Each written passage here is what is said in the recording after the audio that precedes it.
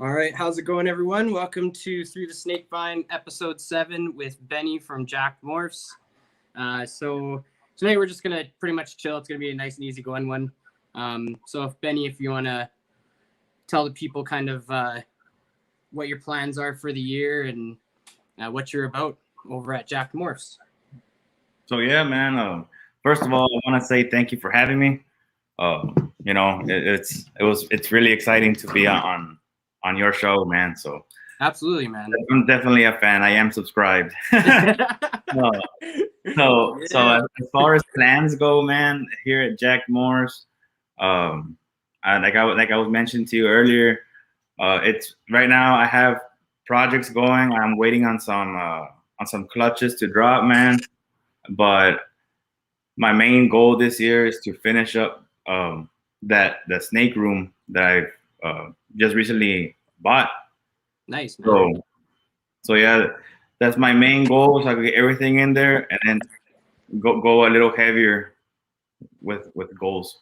That's awesome, man. That's it's always just nice just to push forward and stuff, and like no matter what it is. And we were just talking about like even just keeping stuff on the smaller end, and then just keep upgrading your stuff as you go. And there's no need for everyone to have 1,000 snakes or whatever. I mean, it's definitely. I'm comfortable. I believe that you'll be great at what you do if you're comfortable with the quantity of that you have. You know what I mean? If you feel comfortable at where you're at, stay there. Absolutely. If you want to test yourself, and then by all means, man. Yeah. Morph market away. Yeah, exactly, man. Yeah, if you're willing to push it, and either way is good, man. That's the thing, and that's the nice thing about the hobby is there's room for all sorts of size of breeders, or whatever you want to work with. And even the lower end stuff, like maybe don't, if you're not mass producing it, but there's still someone willing to come into the hobby or just have a pet snake who doesn't want to spend that crazy amount on a double recessive or whatever. So I feel like every level is so important. So and for me, like, I'm small time too, obviously, but I'm just saying it's important at every level. So yeah, I'm comfortable where I'm at. You know what I mean? Yeah, maybe one day in the future, who knows? You know what I mean? But right now, with the collection I have, I feel like I have a decent amount of animals that I am comfortable working with. I do not breed my own rats, so purchasing rats also takes an effect in the budget. Absolutely. So I definitely I'll take that in consideration. Yeah, for sure, man. I'm the same way. Like I don't breed my own rats, so like, and even with like I think I have around 30 to 35 animals. I can't remember the exact number, but even at that, like, and then planning on having like hatchlings after that, I feel like I'm kind of set where I'm at so far. And like we were saying before, like just slowly upgrading. So, if I want to work into a different project, I might sell off another one and start working towards a different project. I definitely do that. You know what I mean? There's times where instead of reaching into my pocket, I might look at what I have in my rack and maybe pull out, I could get rid of 2 or 3 males, sell those off and purchase off something a little that will suit my needs. Yeah, exactly, man. That's awesome, dude. Well, I have so we have some questions lined up, so I'll start off with some questions here. So how did you get into the hobby? Oh man, you know what? It kind of that fell into my lap, but it like yes and no. It fell into my lap because as a kid, I've always been into animals. You know what I mean? Reptiles. Always curious. I did have a few reptiles growing up. Nothing extravagant. Just little like iguanas and stuff like that. But sweet. Time passed, and a couple years ago, a friend of mine hit me up. Man, he's like, he had this idea, about opening up a little business and here locally to like a little pet shop. Yep. And we took that route, and I helped him out with it. We partnered up. It was pretty good. It was going well, but with my line of work, working 2 weeks away at a time and being home for 2 weeks, it's kind of hard to keep my eyes on everything. So Yeah. unfortunately, the partnership split and we went 2 different ways. And because of that, I ended up with, we just split everything equally. Yeah. And I ended up keeping a couple of snakes, one of them which was gravid. So I kind of had to fast forward and start looking at all these YouTube videos, and Hey, that's amazing. because I was more of I like pushing the company here locally. You know what I mean? Making little deals, collaborations with other small local companies, local businesses. For sure. And he was the one that was more caring for the animals. Yep. He was really smart when it came to that. I give him that, but I'm the one that ended up keeping him, and man, it was a rough one. No doubt, man. No doubt. Yeah. So it kind of did end up just kind of pushed towards you then, in a sense. Yeah, but when the first it was a pastel to a normal. The first it was 6 eggs, bro, and that feeling to see.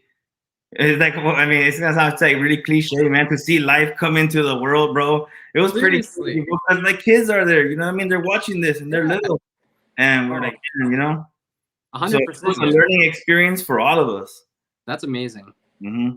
Yeah, and especially getting the kids involved, that just gets you like 10 times more hyped, man. Because seeing their excitement and like your own excitement, and I don't think it's cliche at all, like you said, like seeing like a snake take its first breath out of the egg, like something like that is just, I don't know, it gives you that feeling, like no matter who you are.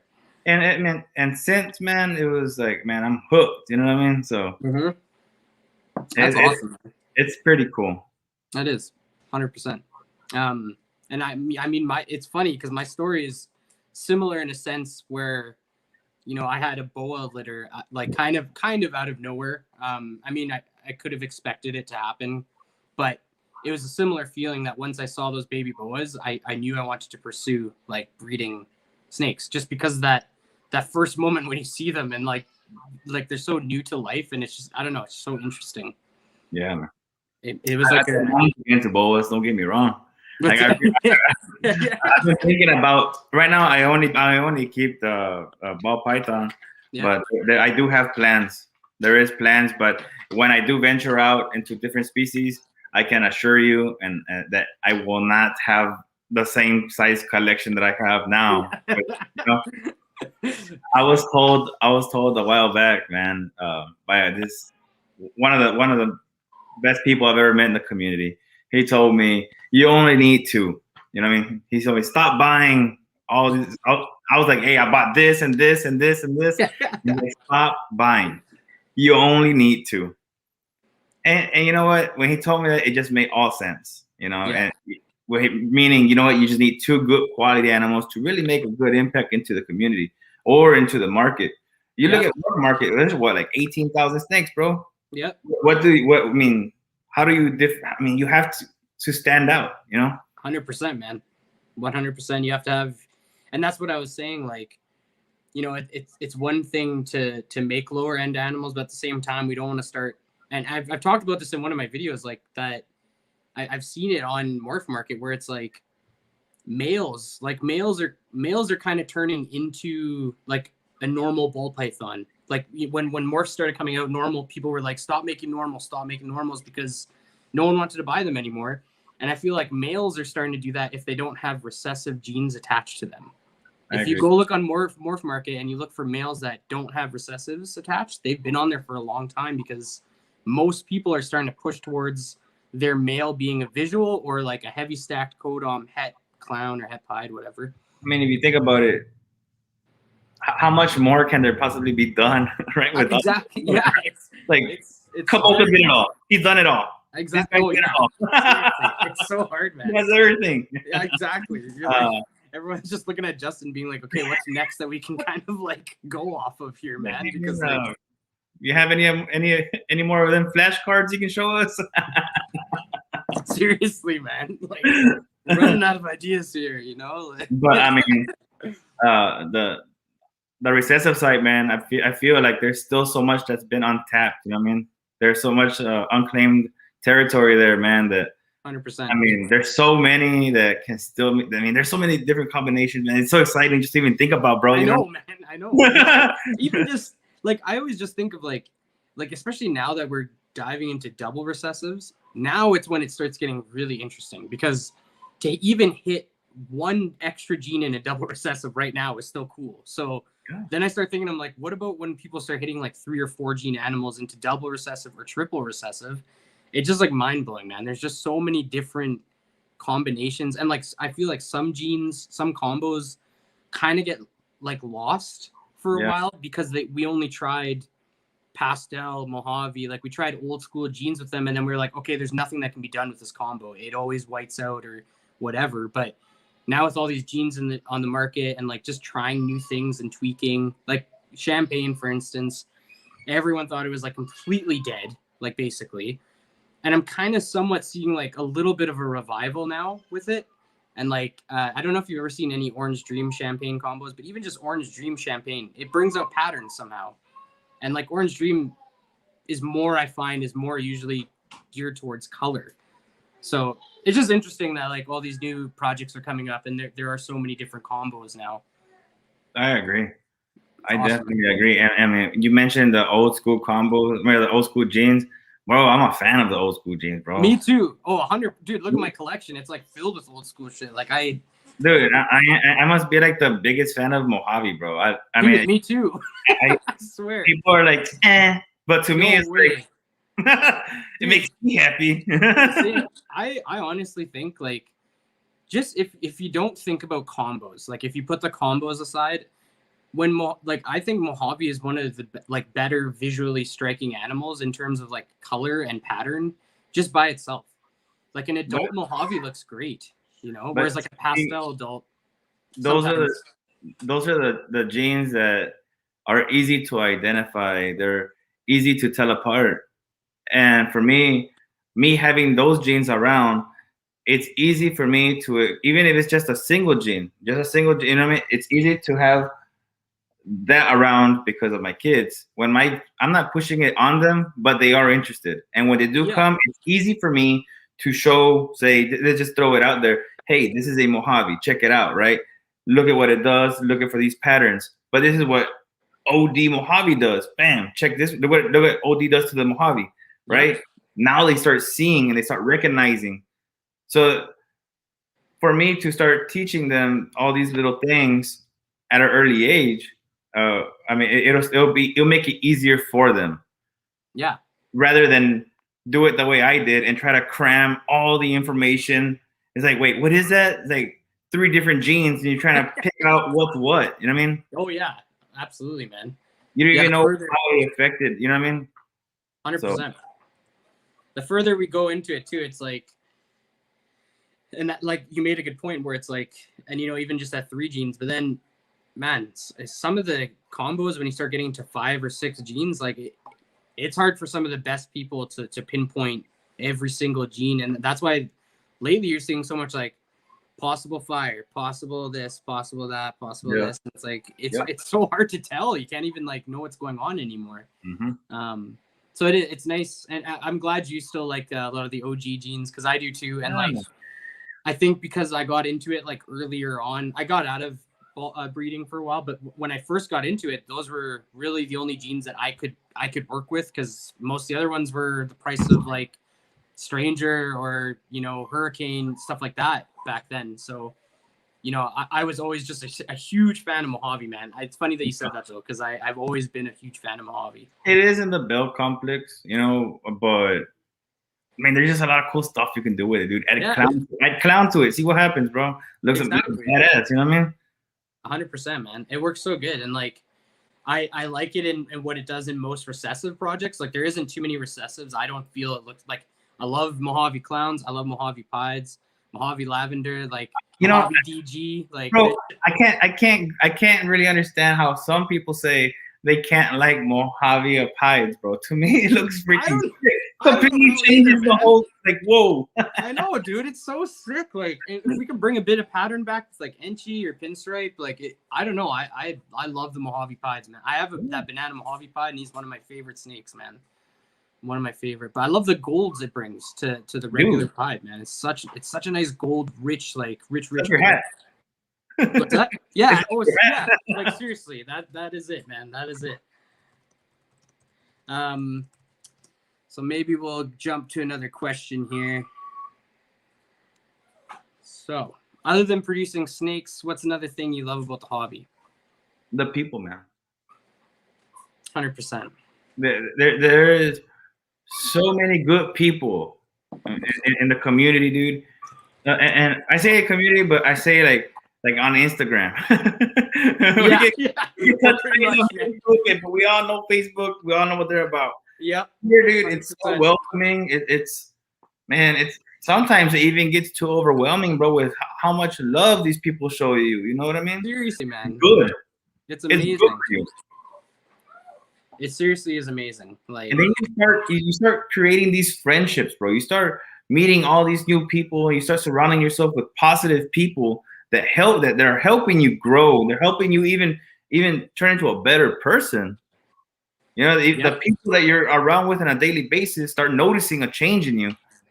So that tells you that how much of an impact these people have on your life. You know what I mean? These people are awesome. You know what I mean? Great people. Yeah, honestly, man. It was so nice coming back into ball python community and just seeing how much, like, and like you said, Instagram basically. It's pretty much the only platform I'm like on. But it's just amazing, man. It's incredible how many people support each other and just like are happy for you. And like, you know, even just I post a picture of an ovulation and people are like super stoked for me, and just it's just been amazing, man. And I can't agree enough. The people are just amazing. Everyone in the chat, like, just coming and watching us. Like, I mean, it's Saturday night, and you know, I appreciate a lot of people just taking the time and coming and listening to us, man. You know, like it's things like this that make it great.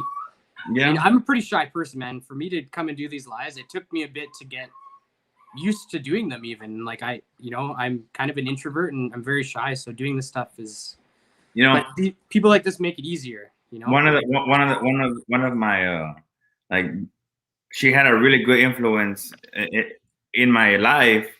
Is in the chats right now. It's Mrs. Mary. Mrs. Mary.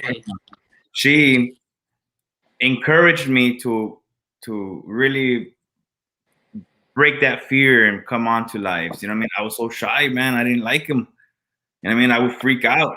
Yeah. That's amazing, man. But you know, she's so, you know how she's so encouraging, man. She really did. No, I don't want to say push me to do it, but she made it easier on me. Yeah.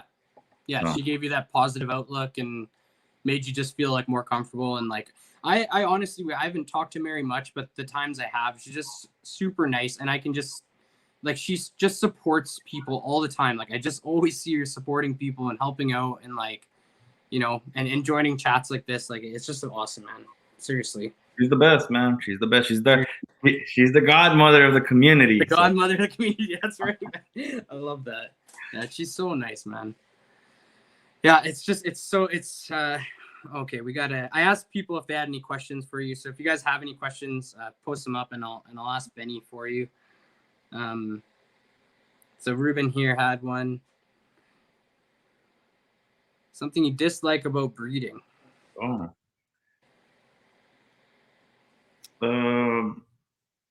I don't dislike anything. There's a lot of, well, you know what, man?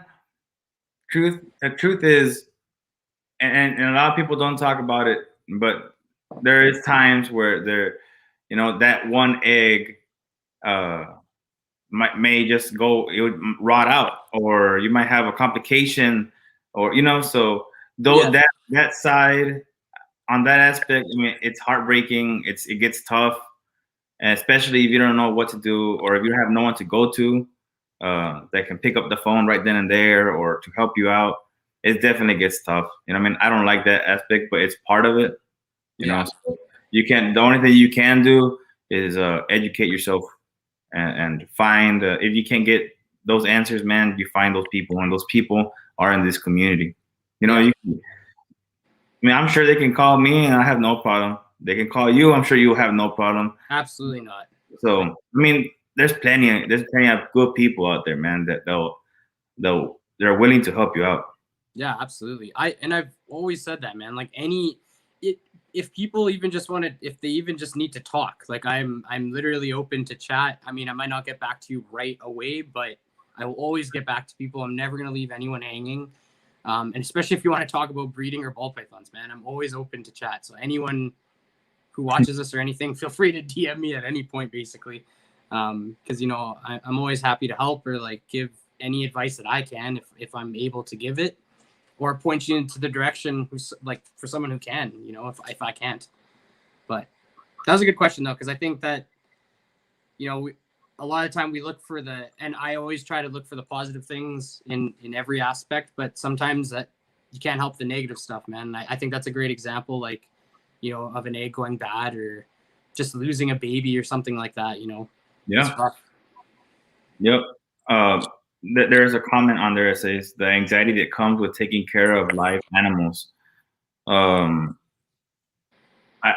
believe, I think that's the reason why I try to keep my numbers low. Yeah. I believe that if I were to start stacking up more animals and more animals, I feel as if I would become a little bit more not comfortable enough for me to handle as many. Maybe I can handle it, but I feel like I can't. So yeah, I'm not gonna take that step just yet. So yeah, the anxiety that comes with taking care of live animals, it's not just the quantity; it's also the husbandry. I mean, if you can keep a good routine with them, then there shouldn't be any anxiety. Everything should just be like clockwork. Yeah. You get a good routine, even if you have work or school or whatever the case is, appointments. Bro, I have an Alexa that will save my life. You know what I mean? Yeah. Hey, remind me in 1 hour to go do this, or yep. I'm out, and then that I'll be doing something, dude, because I'm everywhere. Yeah. And she'll pop up, and I will go stop what I'm doing here. Okay, I'll come back. I'm gonna go feed. So same here, Matt. Dude, I use my timer on my phone for like literally everything.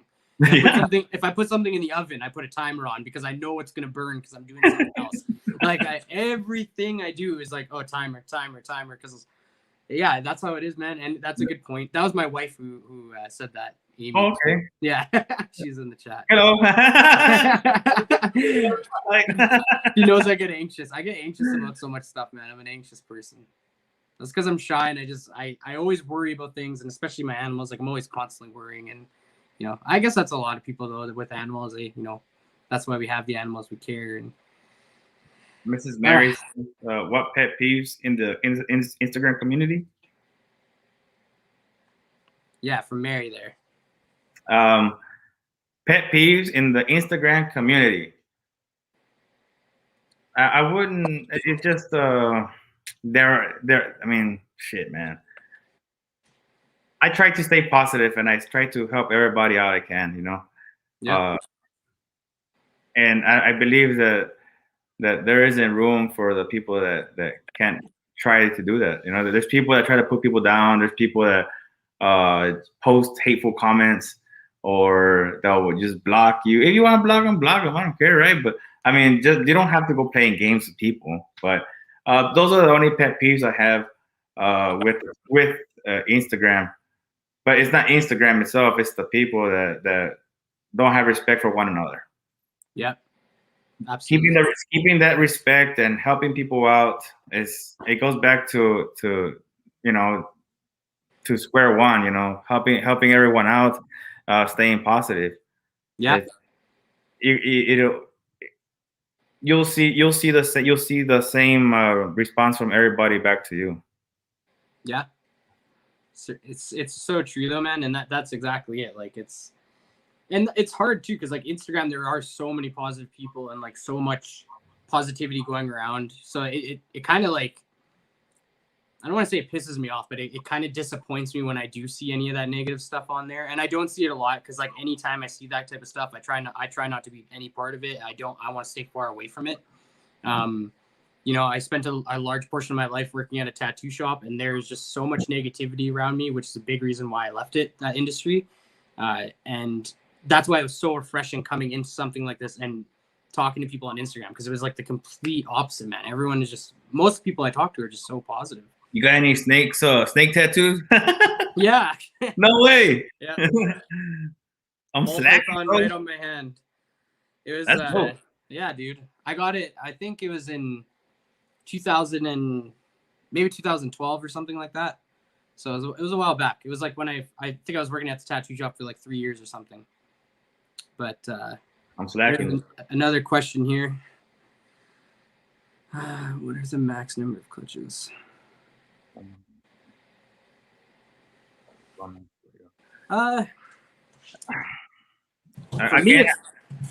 Go ahead, man. Go ahead. I believe that it's.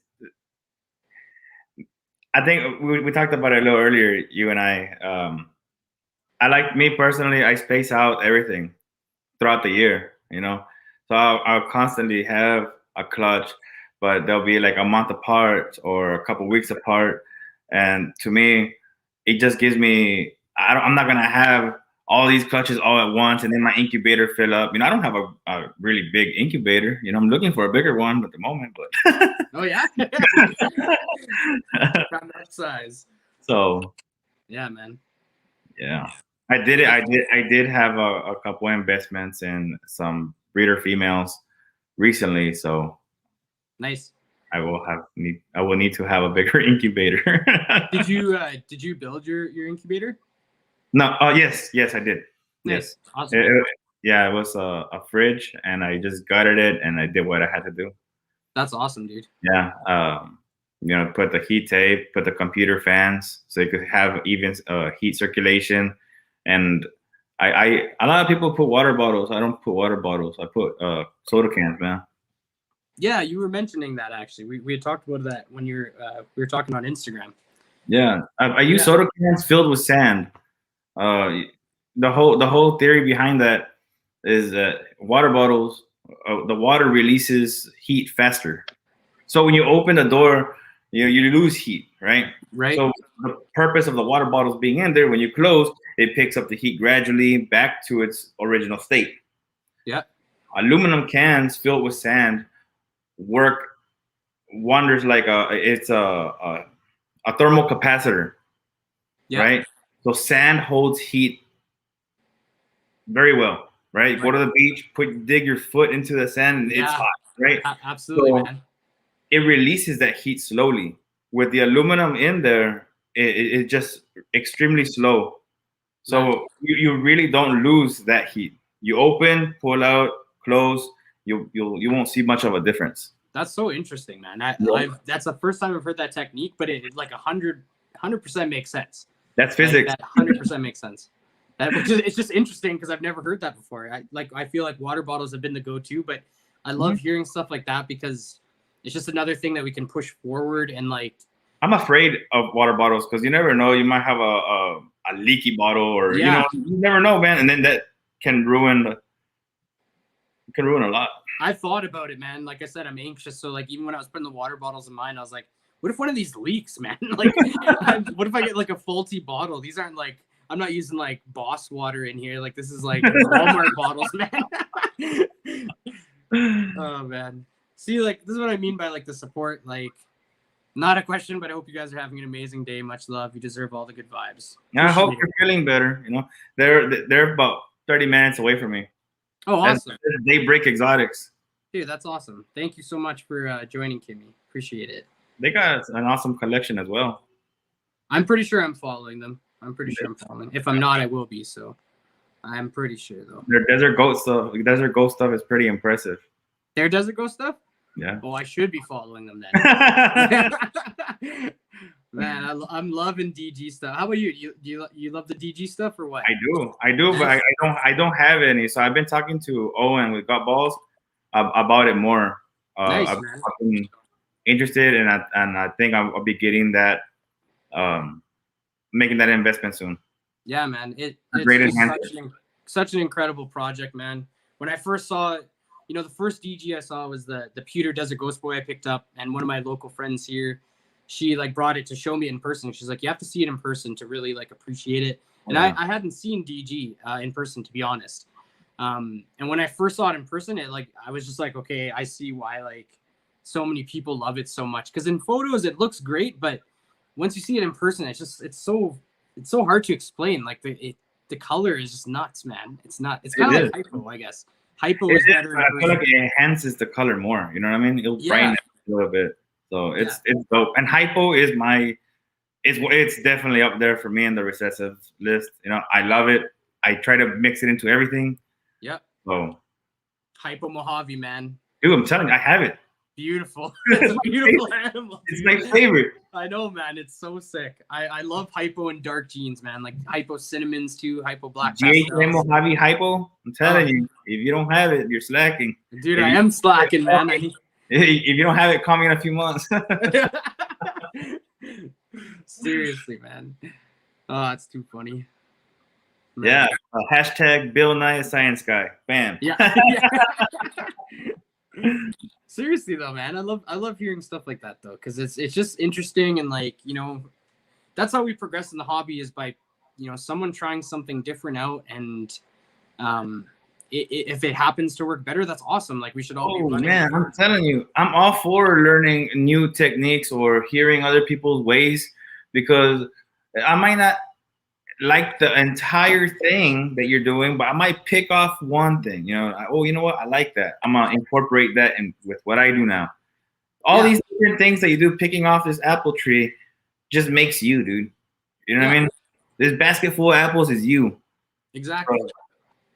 I think that by sharing all these different techniques or ideas, it'll help other people out, and then, you know what? They're gonna pay it forward, and they're gonna help somebody else out, and there it goes, bro. You know what I mean? Exactly, man. Exactly, and that's how it should be. And like I said, it's just so nice that the community has hit this point.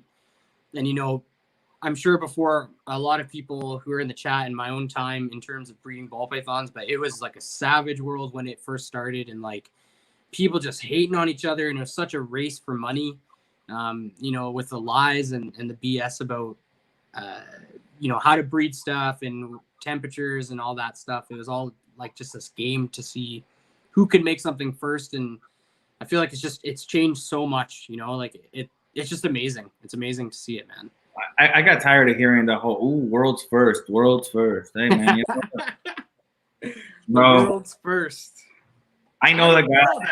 I could tell you the guy that created every single world's first. Yeah. Exactly. I'm telling you. Just because he didn't tell you, it doesn't mean you created it first.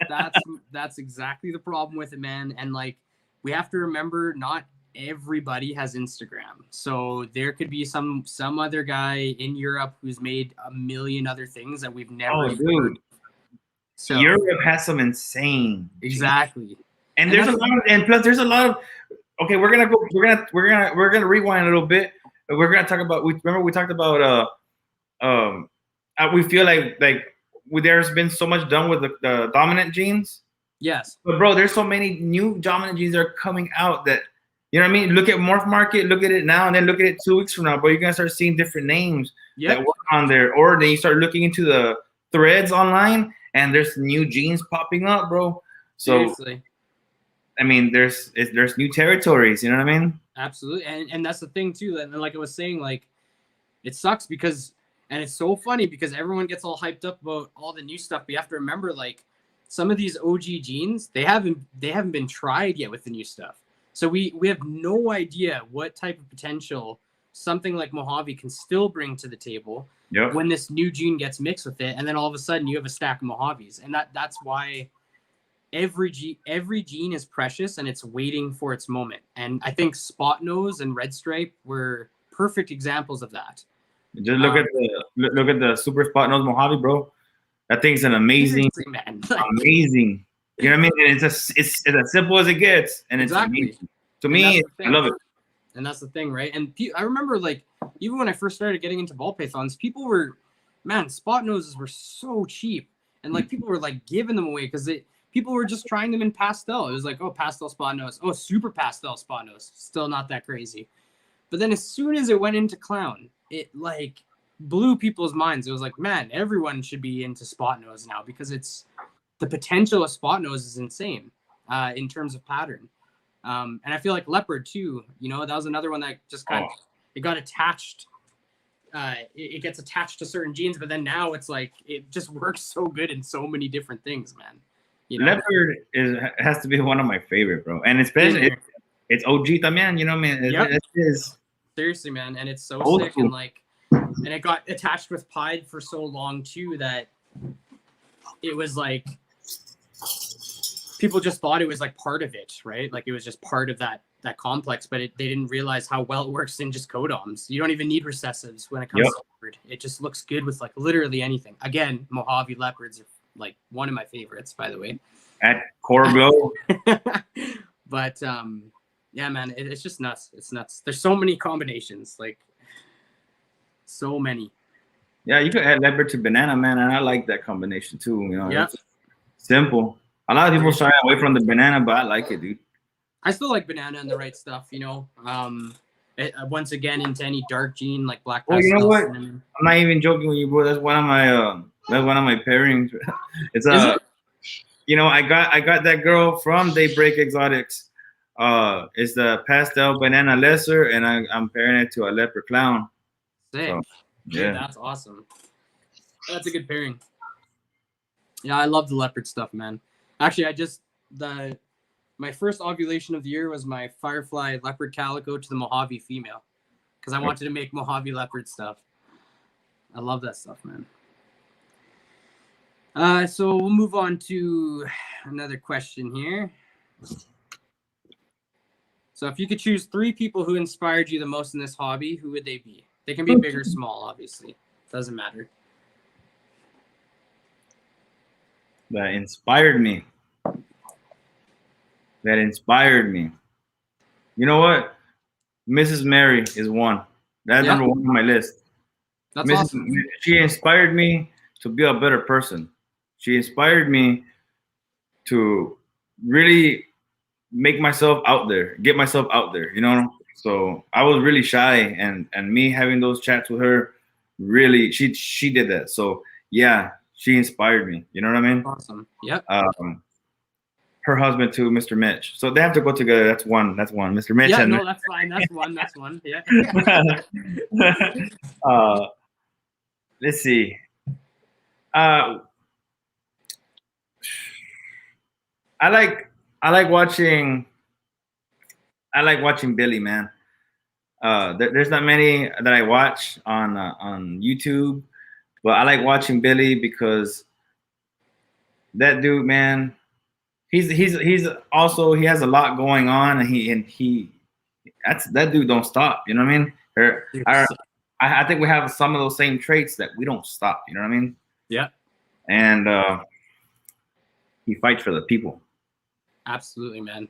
That to me says a lot about a person. So yep. It doesn't matter what size breed you are, that guy has your back, man. Yep. Like, yeah, so much respect to that guy, man. And let's go with Rich. I might be saying his last name wrong. Rich Barrow, Predator BP. Watching his YouTube videos hold on, man. Yeah, no worries. I'm sorry, hold on. You're all good, man. Don't worry about it.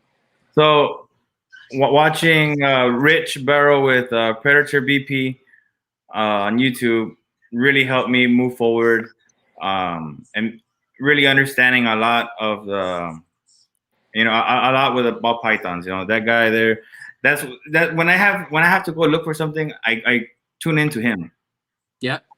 So he has super good videos. They're 15-30 minutes, down to the point, man. So I mean, everybody chooses whoever they want to watch for information, and that's just my go-to. No, that's awesome. So I mean, he brings a good vibe to the table, man. He's a good dude. I mean, there's so many names. There's just not three, man. I mean, I know, man. I know. Vortex, That's why I picked the you got. question. I mean, if you think about it, I mean, look at Justin Kaboka, man. Justin Kaboka, dude. If I could just go into his facility, spend one day there, dude, and just imagine how much more knowledge you could come out to with, you know. Oh man. Brian Barczyk, Kevin McCurley, bro. These guys are the pioneers, bro. These guys, shit, dude. Yep, they are. Man. There's so much to admire from these guys, dude. And there's so much respect that has to be paid, dude. You know, I mean, these guys are the guys. Yeah, they without them, and I believe I said this last night. They laid down this foundation, you know, and it's up to us to build something great off of it. And you know what? It's on its way up, and it can only go higher. This foundation is big enough for this what we're building just to go even higher. Yeah, 100%. Well said, man. Well said. And it's so true. And like I watched all those same guys, man. Like when I first got into it, you know. And one guy I want to shout out is. I've heard he can have an attitude, but Ralph Davis, man, that guy is an OG, and like he did so much and put out so many videos, and man, he was making stuff at that time that was blowing people out of the water. Like, and for, you know, to have videos out, I think it was like 14 years ago on YouTube still, insane, man. And I know there's a bunch of other OG people, but I'm talking more so about people that have inspired through the community, through YouTube, and who actually, you know, put their information out there. Mr. Gunn. I know there's a lot of other older breeders as well, but you know, for people who've put the info out there and help to share and stuff like that. So I mean, just look at Brian Gundy. Brian Gundy puts his phone number out there for you to call him when you have a question about something. He will answer the phone. He will answer. Man, that he's probably one of the most humble human beings I have ever listened to in my life. Yeah. And that was another guy that 100%, I'm glad you brought him up, but man, that guy, like he was probably one of my favorite guys to watch. I just seemed like such a nice guy, you know, and it's really cool seeing him go herping, man. Oh, dude, I love those, man. I love that. It's so exciting, dude. Yeah, man. I love it. I just love how he's still rocking that. And, you know, I don't know if you watched his live with Billy, but the stories he was telling, man, I was just like, this guy is crazy, man. Like he has lived a crazy life, an amazing life, and just I can't appreciate him enough, you know. Man, I appreciate all the people in the chat and dropping by, and you know, I'm glad everyone's talking and stuff like that. Yeah, man. Everybody, thank you for showing up. Seriously. Everybody that's here, appreciate it. So everybody, what's this? I had to put up this comment because I just thought what you said was so well said. I think the way you said it was perfect. I think that's a great example of how it is happening. Like they laid down that foundation and we're building it up now, man. And I think that's perfect. The hobby is gonna be here even when, I mean, I don't want to say it like that, right? Even when they're no longer with us. Yeah. But it all comes back down to that foundation. Yep, absolutely. Their stories will continue. They're legends. These guys are legends forever. Yep. I mean, just look at Irwin, Steve Irwin. Yeah, man. Legend. Exactly. Like so, never forgotten. And we all gotta praise that guy, man, because I know we were all watching him when we were younger. And bro, doesn't he give you like when you get a new snake, bro? It reminds me so much of me seeing him going out watching his new animal, or a new snake, a new gator, a new croc. Yes. I'm over here so excited, and he has so much passion for those animals, and you can only reflect that you have that same passion that he had for those. You know what I mean? So and now you have these beautiful creatures in front of you, bro. It's amazing. I love you. It's amazing. Bro, don't get me started. It's just funny because when I was a kid, I was like, man, that's so sick. Like, dude, he gets like, this is his job, man. And he gets to share that passion, and just seeing his face light up, man. Like, it's just unreal. And I know we all had that same feeling, like anyone who else watched him. And I'm sure pretty much everyone in here probably watched him. It's just, I loved watching that show, man. Every time. Back in the day when you had to put it on a certain channel to see what was on TV before we had internet and shit. But it was just awesome. You go to they're messing with them bunny ears, flicking the TV. Hold on, stand on one foot. Okay, we got it. We got some foil paper. Yeah. Oh man, but seriously, man, it's so awesome. Yeah. That's what I was trying to say. I was like, what network was it on? Was it Animal Planet? I think it was Animal Planet and Discovery Channel, maybe. Discovery, yeah. She was on, but oh, it's so good, man. No, I think those are good choices, and like you said, it's hard just to pick three, and that's why I made the question, because I wanted to see what your personal input is, and you know, those big guys. I mean, it's hard. A lot of the big guys, man, you could name them all day. Yeah. Like an actual to a personal level inspiration. That one person is Mrs. Mary. Yeah. And that's awesome, man. It's nice to have those personal connections, you know, because as much as I love the big breeders and we get to see what they're making, and it's always awesome, but having someone you can actually chat with and who's giving you that positive energy, like right on the spot, that's hard to replace. You know, I surround myself with positive people. You know, I can't have that one person. I'll sense it quick. Yep. And if you look at who I surround myself with, Owen is also there. You know, yes, both. Owen, that dude, I could call him at any time, or I could send him a message. This dude's gonna answer, or he's gonna return my call. That dude is also such a great influence. He's a good inspiration. That dude's like, hey kid, hey, you gotta get up, man. Let's go do this. Hey kid. Yeah, let's do it. Let's get at it. Yeah. So man, I love him. He's a good guy. Such a good guy. Seriously, I've been wanting to actually do a live with him. I told him we should do a live soon because I just appreciate that guy, man. And like you said, just such a positive person, man. Seriously, you know. He actually takes his time. If like with the Desert Ghost stuff, you know, I don't have Desert Ghost, and I sent him a message. I was like, hey man, you know, I see that you have some of this stuff, and he took his time, broke it down, and to the point where anyone will understand this. You know, nothing was left unsaid here, and it was just to the minute detail, bro. You know. Yeah. And that says a lot about him. So. Yeah, absolutely, man. Absolutely, and that's the thing, like, and especially with someone, you know, when you're so dedicated to stuff and like. I'll say time is precious, and taking that time and explaining things or helping someone out, man, that's why it means a lot to me when people do that. And that's why I try to do it for other people. If I have the time, I'll definitely get back to you because I want to help if I can. I know how it feels to have a question, ask someone, and them see it but not reply ever. You know, and then ask somebody else or ask them again, and they do the same, and then now you're blocked. So I told myself I was never going to be that guy. Yep. So everyone that sends me a message or hits me up, or bro, you either getting my phone number or we're gonna talk. You know what I mean? I will get back to you. Promise you. Yep. Same here, man. There hasn't been one message on Instagram I haven't got back to you. Yep. And I mean, I don't get it's not like I'm getting messages 5 times a day or anything. I'm not Mr. Popular over here. But when I do, I will get back to you, you know? No, yeah. You know, and I get it. I get it. Like, I understand if, you know, if some people are getting 1,000 messages a day, I understand it must be hard to keep up.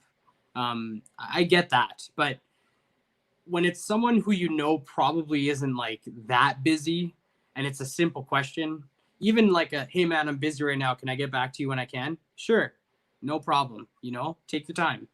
But even that simple answer is nice to hear. Definitely, you've been acknowledged, you know. Yeah, exactly. Not just pushed out to the curb. There's times where I've given my phone number out and I'm not working, bro. If I'm working, I mean, trust me, I can multitask. Yeah. And you know, I like hearing music, or I always have my headphones on. So if I could tune you in and we're talking while we're working, hey, bro, I'll do it. You know what I mean? Yeah, exactly, man. There's nothing wrong with that. And if you need a second while I'm asking, if you're like, oh, hold on, no problem. Who cares? Like, just keep going. And that's the thing, right? Like, it's. What do you guys think is better to use, heating cables or heating tape? I've actually used both. I've used both, and I've actually used none. Okay, yeah. So, check this out. Interesting. When I first started, I had my very first rack that I built. Listen to what I'm saying, built, because I don't have the money, or I can't justify me going to spend $3,000 on a rack. You know what I mean? There's plenty of people that do. But you know what? $3,000 can go towards my wife and kids. You know what I mean? Yeah, So fair enough. So there's these racks at Walmart that they're like wire racks, right? So you buy 2 of them and you stack them. You could put your tubs in there, but they need heat. So the heat cables work good for that. You know what I mean? You just keep zigzagging them, wiring them up, and it'll heat up. And it works. It works well. The wire doesn't have any direct contact with a tub. You know, it works well. Yeah. And heat tape works phenomenal if you do it properly. You recess your wood, you drop down your tape, you wire them up correctly, and then you'll have great success. I've also used the method where I don't use neither. I will use a little space heater for a small room, and it works just fine. For me, I found that it worked fine. They all ate, and nothing happened. You know, so to me,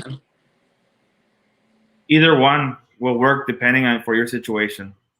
Yeah, I agree, and I've used both myself as well. When I was talking about that, when I had my first litter of boas, because I was in a pinch and I had to like kind of scramble because I obviously wasn't prepared. It was a surprise. So, but I that was the first time I had ever used heat cable on a little like cheap like little thermostat. And I think it was like that Zoom Ed stuff or something like that. Yeah, right? Exactly. Yeah. It's like that brown wire. Yeah, that was it. That was legit. It was the brown like Zoom Ed one or whatever. Yeah. And I just got a bunch of those like little cricket containers, but like the medium-sized cricket containers, and I lined them all up inside of an old fish tank I had. So they were all in a fish tank, and I lined that underneath the fish tank, and then placed my probe on the inside of the glass, and that was it, man. And they did fine in that until I bought it. I ended up buying like a used rack on our like Canadian Craigslist called Kijiji. But I bought a used rack, and then they were good on that heat tape though, man, or on the heat wire. I don't know for how long, maybe 3 or 4 months or something like that. But they did fine. They ate every week. You know, there was no issues. They shed perfect in it. So I think it depends on your setup and stuff like that. Definitely. Oh, sweet. That's what he still got the brown wire one. I don't know if are they still rocking that one? That's crazy. I think so. I want to say it's Zoom Ed. I might be wrong. It could be Zoom Ed. I think they have like a 75 watt, 150 watt. I can't remember, but I believe I got the 150 watt. Okay, was it? I forgot how many feet it was, like 50 feet or something like that. Yeah. Yeah, no, that was I remember the color brown. I don't really remember too much about it, but I do remember that. That's just crazy how that was like 7 years ago, I think, for me. Yeah, man. I mean, it works. You know, it goes back to that question.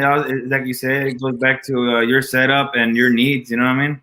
Yep. I mean, there's definitely ways around it. I mean, for short term or whatever the case may be. Yeah, exactly. He said 39 feet. He was saying 39 feet is what it is. Nice. Okay. So if you guys have any other questions, drop them in the chat. If you don't mind, if you want to drop questions, put them in the caps so then I can kind of differentiate the questions, guys. That'd be awesome. And then I'll start off with this one. So what is your most anticipated pairing for this year? You know what? I think it's the one that I've been working to make from like the very beginning, dude. I saw it. It was like one of my favorite combos. It was the first combo that I saw that blew me out of the park. And I'm like, whoa! And I've been working towards it.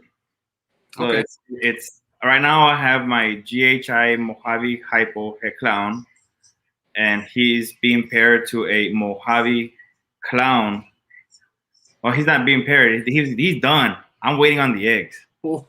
So if he proves out, because this is his first breeding for him, yeah.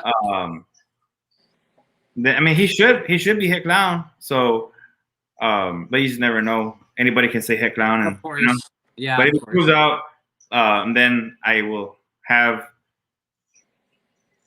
be one step away from having what I really want. Because then I will have my Mojave. This clutch will have the Mojave GHI Mojave Clown hit hypo, and then all I gotta do is breed it back so I can get hypo into that mix and make the GHI Mojave hypo clowns.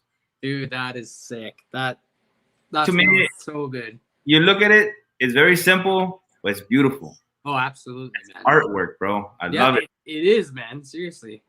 Like it's living artwork, bro. It is 100%. I mean, living art. There's so many other people, you know, they're making some really awesome stuff. I mean, look at the Pompeii, and you just keep going. But to me, it was that one that I saw a while back, and I wanted to make it, and I'm working to it. So this is the year that will put me one step away. Dude, that's amazing, man. Like seriously, I'm super happy for you, and I hope you hit what you're going for, because I love hearing that the projects lay themselves out like that, and you know, getting closer to the project goal. And amazing. I think you have a better you'll feel better about the project. You know, I don't even think I'm gonna get rid of them once I have them. You know what I mean? Yeah, no way, dude. No way. I get that hypo clown visual. I was like, I don't know. You know what I mean? Yeah. All these guys, I've been wanting them for a long time. They might just stay. Yeah. Oh no, keep them all, man. Hoard them all. I'm all about keeping everything. You know, it all goes back to that. I think that's a good example of not trying to keep up with what everyone else is doing.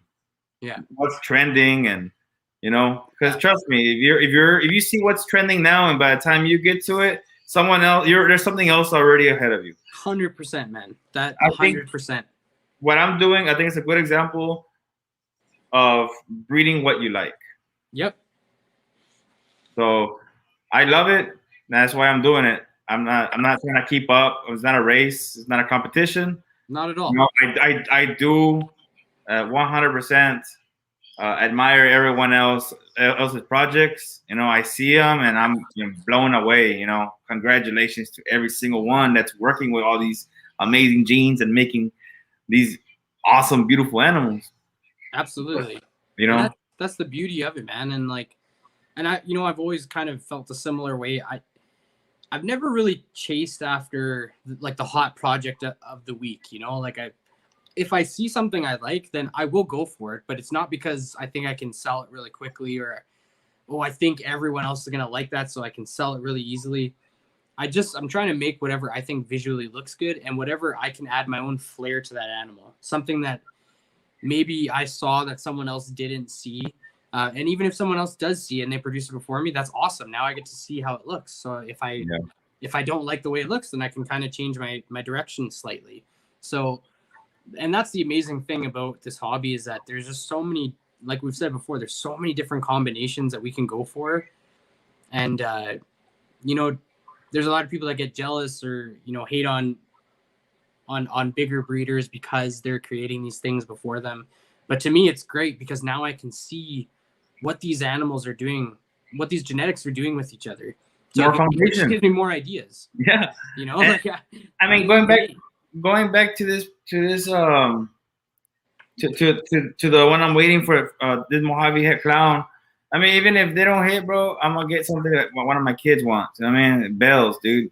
They want an all white snake, and it's, to them, bro, that's out of this world. You know what I mean? Exactly. That's the Pompeii to them. Like, swear to God. It is. So, I mean, I remember having this little store and selling and getting all the phone calls from the people. Bro, they would ask for these things. You have an all white snake, or you have a yellow snake. They don't care about these genes, you know what I mean? Nope.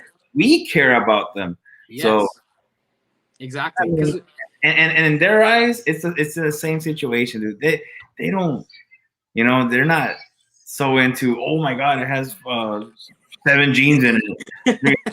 It's a white snake to them, bottom line. With blue eyes, Dad. It's crazy, right? It's a freaking Pokemon to them, Yeah, exactly. Oh, that's so funny. That's so true, man. Seriously, like and that's the amazing thing about it too, is like even animals as simple as that. And I don't know how many people I've heard from that say like, Man, I don't mind making bells because they sell some. They're some of the best sellers, and it's so true. Like because they're so visually striking. Yeah. It's it's just to breeders, we're like, we call them like that. It's a dead end. Like there's not much I can do. Like I can't do anything to it really. But it's a shame because like to people who just want a pet snake, they're visually striking, you know. And it's a good point though, and that's the nice thing once again about the hobby is like no matter what you're producing, someone out there is going to love that exact animal, even if you're like, it's okay, but someone else out there is gonna be like, this is a Pompeii, like to me, you know. So, but man, I'm so glad you came on, man. I'm having an awesome time talking to you, and I'm getting through my wine, and I'm a weakling with alcohol, so I'll probably start slurring soon. It's too funny. So I was gonna put up this one here because we were just kind of talking about different genetics. So, do you have a favorite double recessive, or like you can even choose two of your favorite double recessive projects? Don't want to make it, dude. Oh yeah, I guess after we're going into it, Hypo Clown. Okay, so well, I like Hypo Clown. Hypo and Clown to me make some awesome stuff, but you can also throw Pied in the mix, and now you have something else, and now you're into 3 recessive genes. But I don't know, man. There's a lot of recessive genes out there you can combine, right? You can make a lot of double recessive genes out there that can go well with each other. Absolutely. Clown and Desert Ghost. Oh man. And then throw it to whatever. Yeah, seriously. Anything. It's hard for me to even choose my favorite because there's so many cool double recessives. But I mean, Hypo Clown is it's such a nice animal, and I've seen a couple on Billy's too. Billy has that. I can't remember that. He has that powerhouse Hypo Clown. I think it's like butter. I think it's pastel butter Hypo Clown. There's something else in it too. But that was an amazing animal, especially when it was first born. Holy crap, man! The colors on that thing were wild. And sometimes, man, it's like it's not disappointing, but like they some age just there's some that don't age well. You know what I mean? Yeah. They lose their brightness, or but they.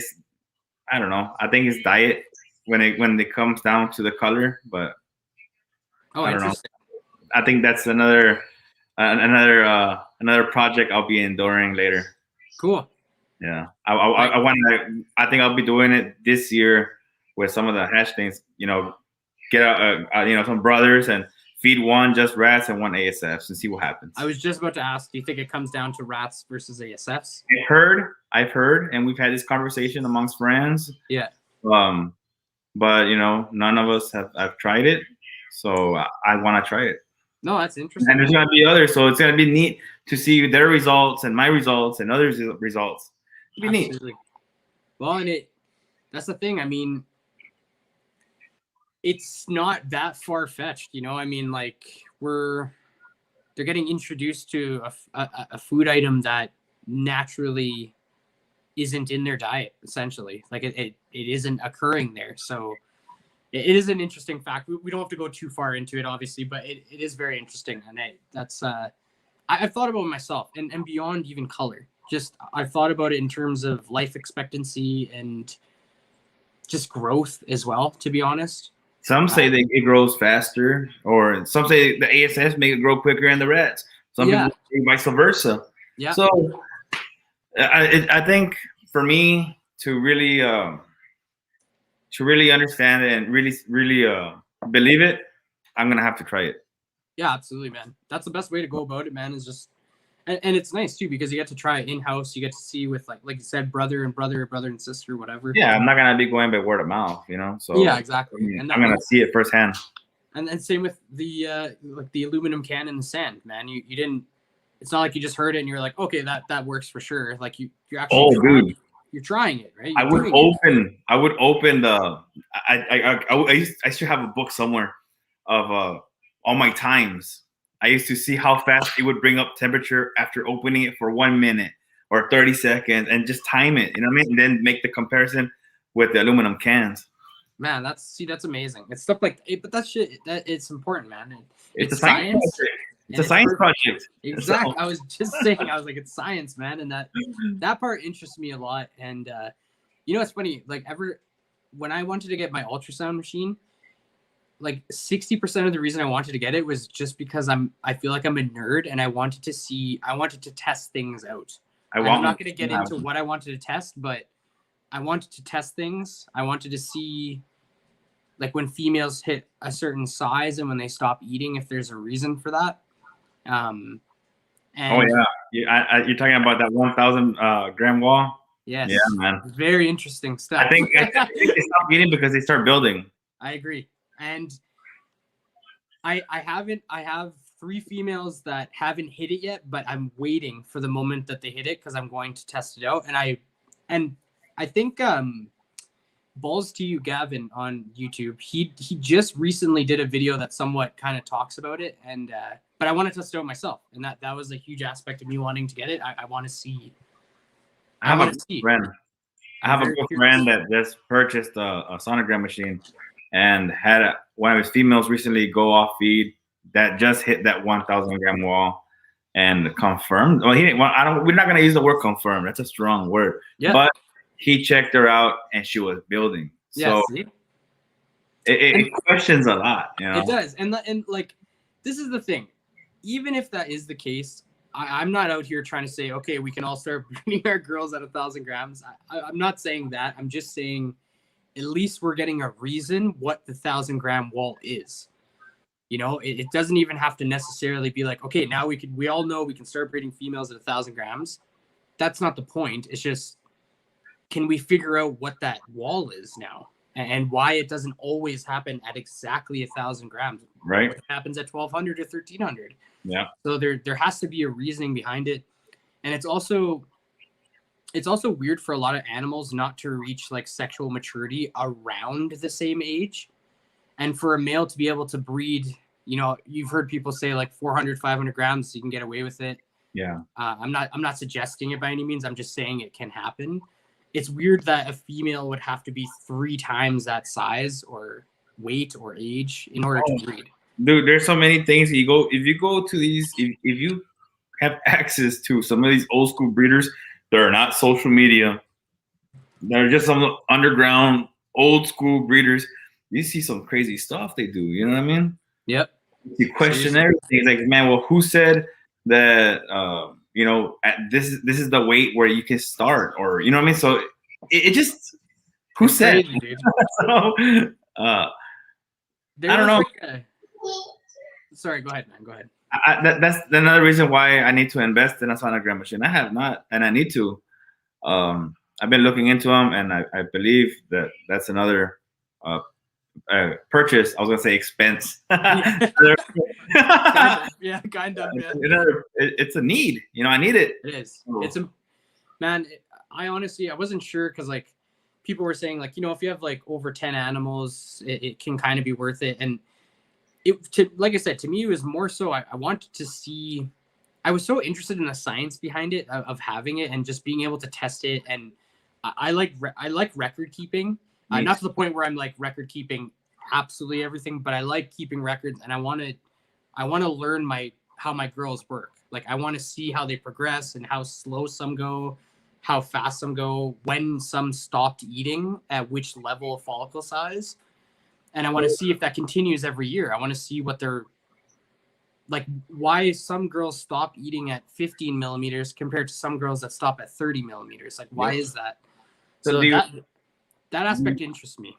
Do you? I'm sorry, man. Do you use, when it comes down to your record keeping? Do you use like Husbandry Pro, or are you like straight up analog? I haven't switched. I am going to switch over to Husbandry Pro, probably soon. But I've been doing everything on Reptile Buddy. No, just Excel spreadsheets. Okay. Yeah. I used to use Reptile Buddy, but I've gotten Husbandry Pro. It's pretty cool. I have not gotten like the hang of it 100%. I know there's a lot you can do with it, even with your phone, scanning and stuff like that. So I'm waiting to get into the new building so I can start putting the little QR codes and doing that. But dude, at the end of the day, for me, I do a lot of logging on it, but I'm pen and paper, man. Yeah, I no, pen and paper, and then end of the day, end of the week, I'm there trying to input everything I did. Dude, I ordered these books a while back. This is my kid's book. He does his journals on there for school. But Yeah. I ordered these books, Yes. and dude, I have so many of these where I'm just like logging and logging and logging and logging. That's awesome, man. I still do, and it's funny too, because like I kind of do the same thing. Like I'll write shit down on pen and paper at the shop because first of all, I don't want to be touching like snake shit and then just like touching my phone the second after. So a lot of the time I'll just write on a piece of paper and then I'll put it in my phone. And I've been getting better at that. But prior to that, I was doing everything pen and paper just because I found it to be easy. It's so quick, man. I can do everything in like a second. You know? Well, I'm also I suck at computers, man. So I can't imagine just be relying on this app or this program and then this shit just disappear on me. Oh man, right? Yeah. But that's the reason for me personally. I use it. It's great. It's a great tool, right? But I do keep a backup. So I consider my logging a backup. Now, Husbandry Pro, I think they did a phenomenal. They did an awesome job with this thing. Absolutely. You look at it. There's nothing. Like, what else can you add to it? You know what I mean? I don't know. Like like I said, I still when I go on there, I feel overwhelmed because there's so much you can do. I'm excited to get it. Like I'm excited to get the hang of it more so. Exactly. I need to find a good routine with it, so I can get more fluent with it. So the more I use it, the more I think I'll get better with it. And plus, I really want to start using that QR code stuff. So. Absolutely, man. How's it going, Don? Yeah, Google Sheets. Google Sheets. Yeah, I think I've been using Excel anyway. I don't even know if that's what I'm using. Something on my iPhone. I don't know. Whatever it is, it's been working good for me. And like I said, it's I like keeping track of my wife making fun of me. Yeah, I have no idea what the hell I'm using. See, okay, I am using Google Sheets. There we go. Yeah, Google Sheets. I just use Sheets. No Google. OG Sheets. Just OG Sheets. Oh my god, that's amazing. Bulk activity in Pro saves me so much time. Bulk activity in Pro. And Husbandry Pro, I'm guessing, maybe. I don't know. Yeah. But anyway, I am looking forward to like you said, I'm excited to get that like scanning thing for the QR codes. Yeah. You know, I'm not super savvy with technology either, to be honest. You know, I'm open to learning on how to do stuff because I am open to it, but it is nice having like hard records with pen and paper. Unless the whole place goes up in flames and now you're really screwed. Yeah. Exactly. There's no way to win, man. I guess having it in like 3 different spots is a good idea, right? Like just have it everywhere. Oh my god. So I'll skip to another question here. How did you come up with JAK'D Morphs? I was actually super interested about this because I was trying to figure it out. I was like, maybe it stands for something or? Okay, so let's get the obvious out of the equation. I am not jacked whatsoever. I am one fluffy dude. You know what I mean? I'm dad bod 100%. Oh, so dude, jacked is not me. What is me? What is it has a big meaning, dude. It's everything to me.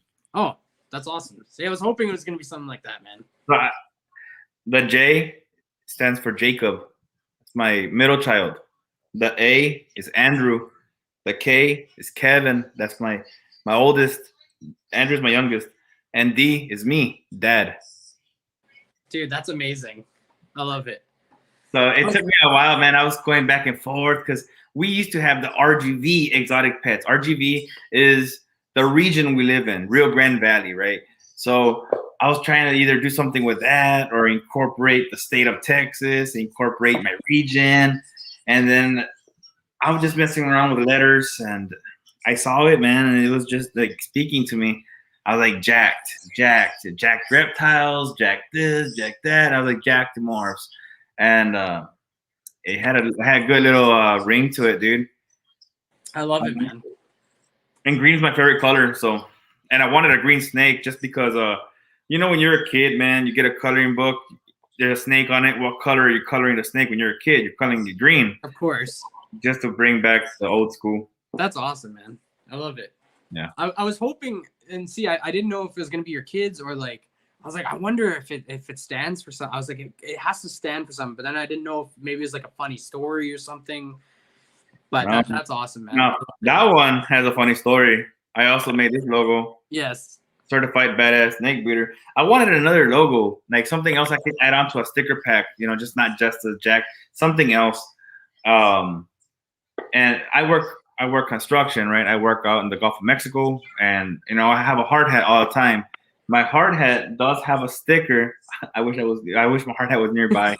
It has a sticker back here that's similar to this. Yeah. It's Certified Badass Mexican. Yes. So I opened my offshore bag, my luggage, and my hard hat's there, dude. It's speaking to me. I was like, man, I'm gonna add Snake Breeder to that. And then I made another one that says Snake Keeper. That's amazing, man. I threw it on the shirts. I threw it on some barbecue aprons. Just because that's what dads do. You know what I mean? Yeah. That's amazing. So yeah. Shit. I love that.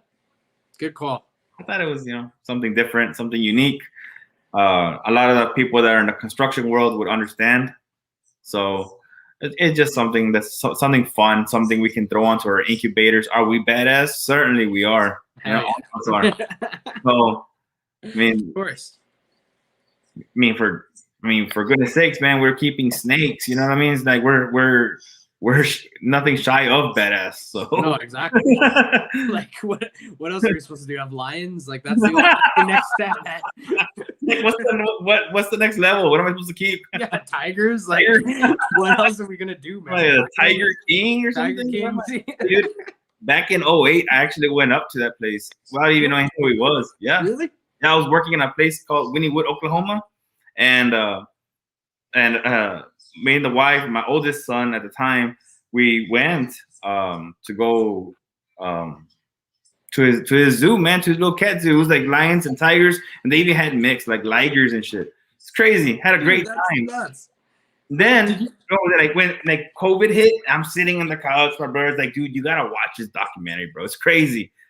I'm like, man, watch it. And I'm watching this whole intro. I was like, man, I was there, bro. I have pictures of this shit.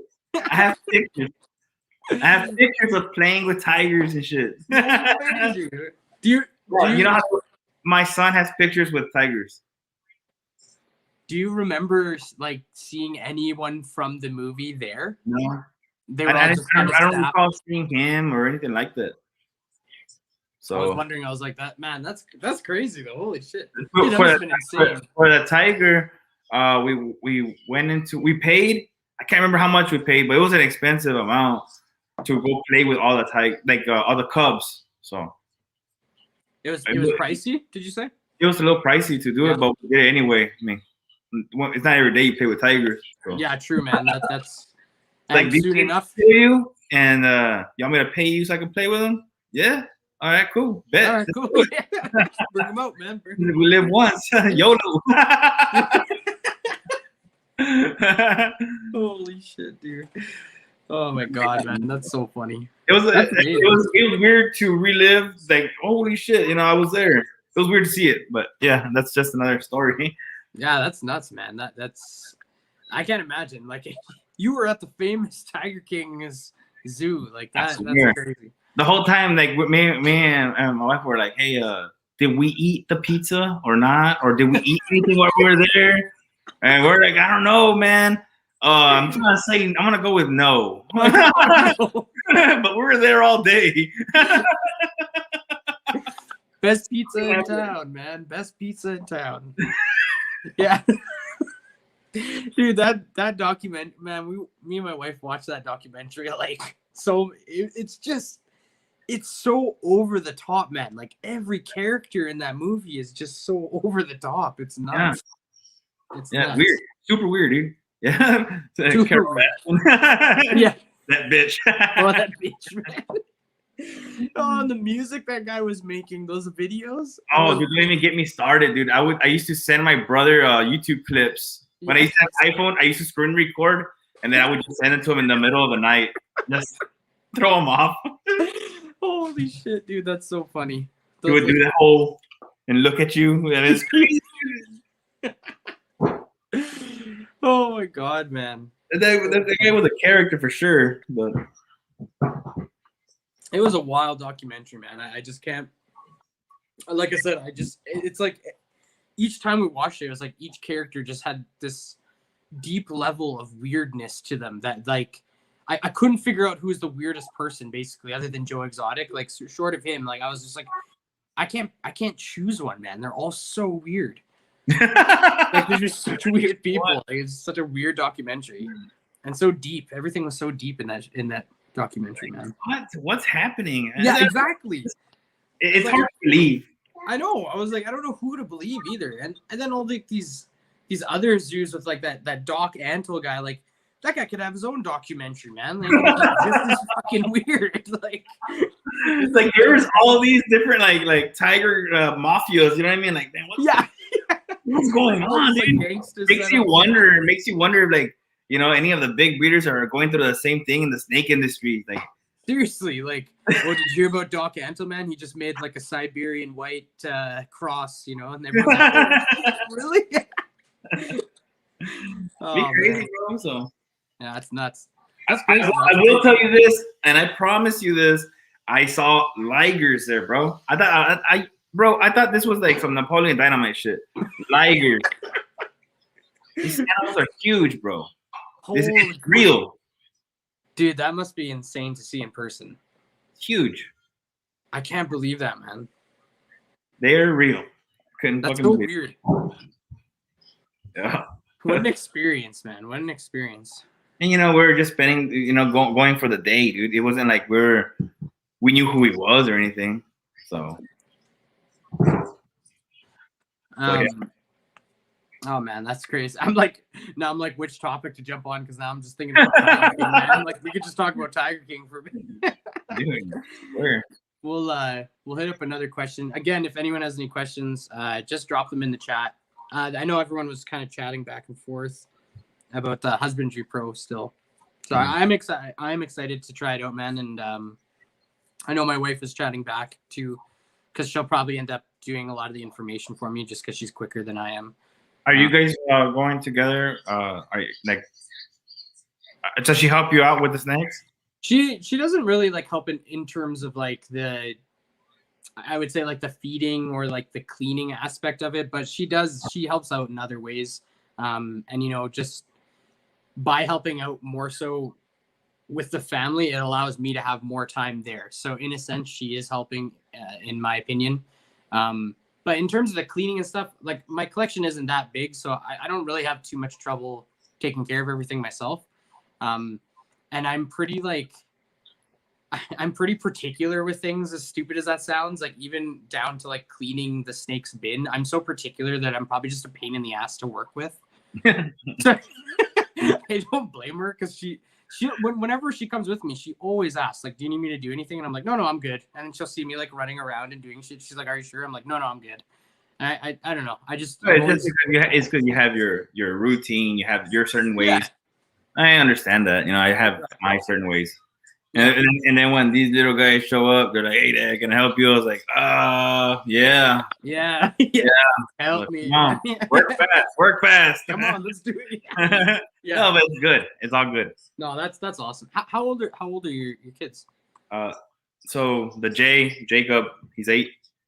Andrew is 5, and Kevin, he's going on 15, man. He's 14. Oh wow, that's crazy, man. That's crazy.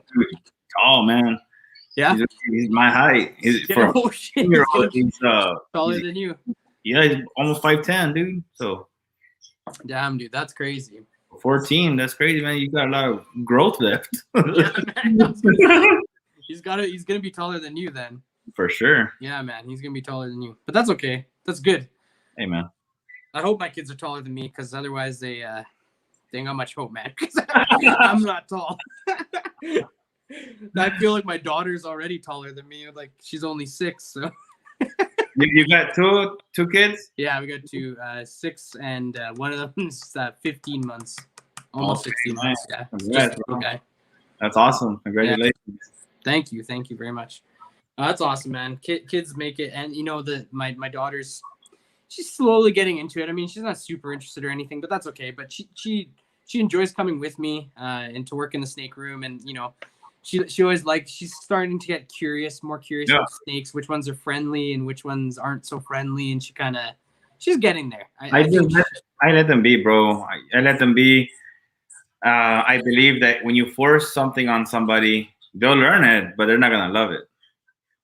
So exactly. These guys, it's like, bro, there is nothing I always wanted. Like I'm a big sports guy, bro. I'm watching sports all day, or you know what I mean. A lot of people tune in to YouTube and will put these podcasts while they're cleaning tubs, bro. I'm watching ESPN, dude. I have to.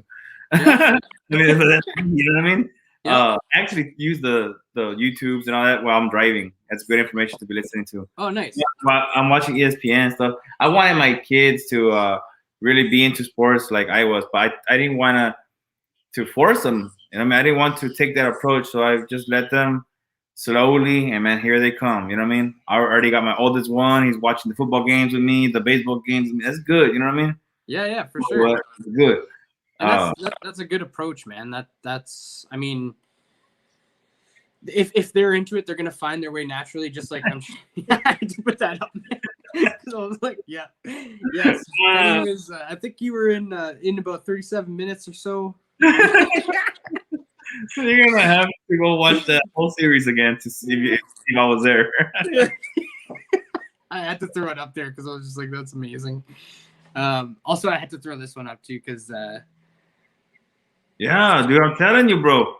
These things are huge. I swear. Prior to me seeing this thing in person, I had only seen it on Napoleon Dynamite. Like, I was like, man, making up animals. Yeah, I love that reference, man. That movie kills me, dude. Holy shit. Yeah, me and Benny were talking about movie references, and man, I just like you were saying, you go back and forth with your brother on movie references, and me and my brother do that all the time, dude. As soon as we get together, it's like as soon as one of us does one, it just doesn't stop. We'll just keep going. Yeah, man. You gonna have a whole gifts, so. It's just so funny, man. I can't help it. You know? Man, too funny. Sorry, I didn't mean to interrupt about that. But I was saying though, it is nice to just let our kids kind of gravitate towards those things themselves, and if they want to be part of it, then that's awesome. We can enjoy their company, and but you know, they got to find their own stuff. And like, you know, I grew up with just my mom, but she was just she wasn't into reptiles, like never. But I found my own thing, and that's the way I went with it. And you know, she appreciates my appreciation towards them and stuff like that. But I went my own path, and I'm happy I did, because obviously, you know, I get to enjoy them and enjoy the community and all that stuff. So yeah, man. But that's awesome, man. I'm glad your kid's getting into it, because it is nice to have the hobby with them, and you know, get to enjoy sports with them, and that's awesome, man. It's a good thing. Okay, so I asked on Instagram if anyone had questions for you, but usually I don't get a lot of responses on Instagram for some reason on my stories, like for questions and stuff. Whenever I do lives, I don't get a lot of responses. I'll get responses for a lot of other stuff. Questions, I don't get a lot, but I got this one from Nico. Most nervous moments in your breeding career? Oh man, I'm always hoping. I'm always touching the incubator, making sure the fan's on, making sure that thing is on, dude. I have to have that thing working. You know what I mean? Yeah. I have to, dude. I hear you, man. I went out and bought the sensor push sensors. I threw them in there. And you know what, dude? I had one go out, so I was glad that because I was nervous, like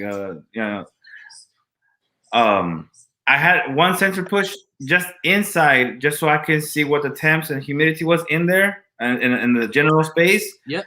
And I was like, man, what if that thing goes out? Right? Dude, I threw another one in there. Maybe 2-3 weeks later, bro, that first one that I threw in went out on me. Oh man. Great thing is that I sent it back and they sent me another one, but it went out. But it was good that I had another. Oof. Yeah.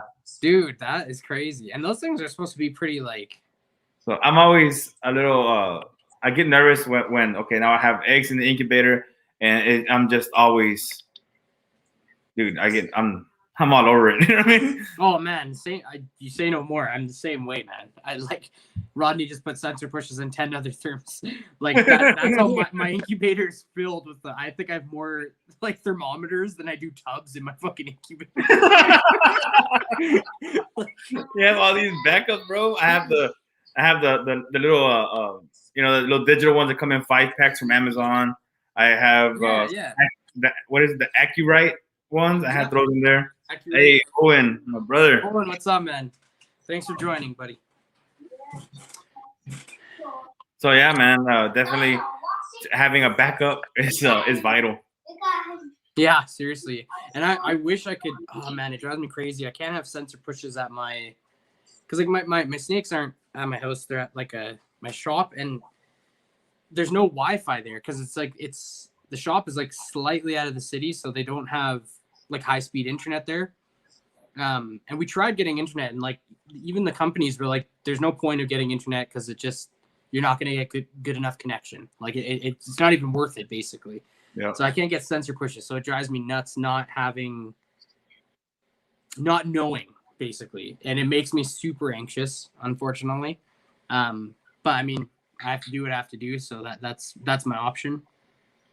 But at least that's why I have so many different thermometers in there, and I test I literally like test it every day until I have eggs in there. I test it every day just to make sure everything is solid. But I've definitely at some point I'll be getting sensor pushes if they ever have high speed internet there at some point. Man, it's good to also get the gateway.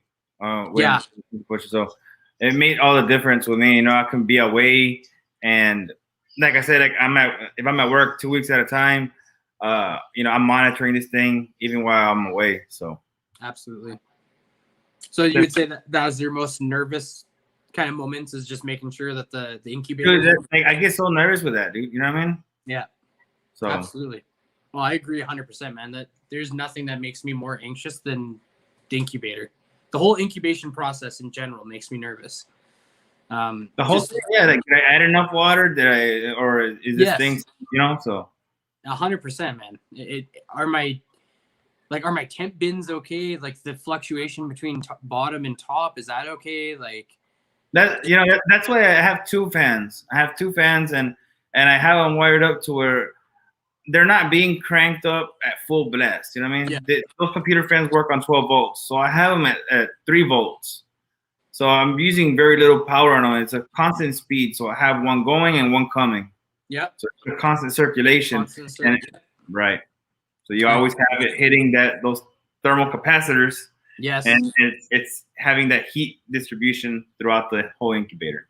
No, that's awesome, man. And that's all we can do, man. And I mean, some of the processes I've seen, like, and I've seen other videos too, where people have hatched stuff out in this setup where I'm just like, how does that not make you nervous? Like, I'm happy that anyone can, hatch things out and everything's healthy and all that. So it makes me feel better.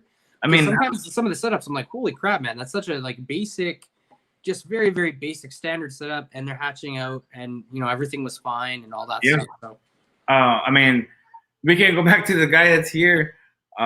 He's local, bro. He don't even use he doesn't use vermiculite or perlite. He just uses water and a sponge, bro. He just walking around with his eggs. Yeah. Like, holy shit, dude. The water's like.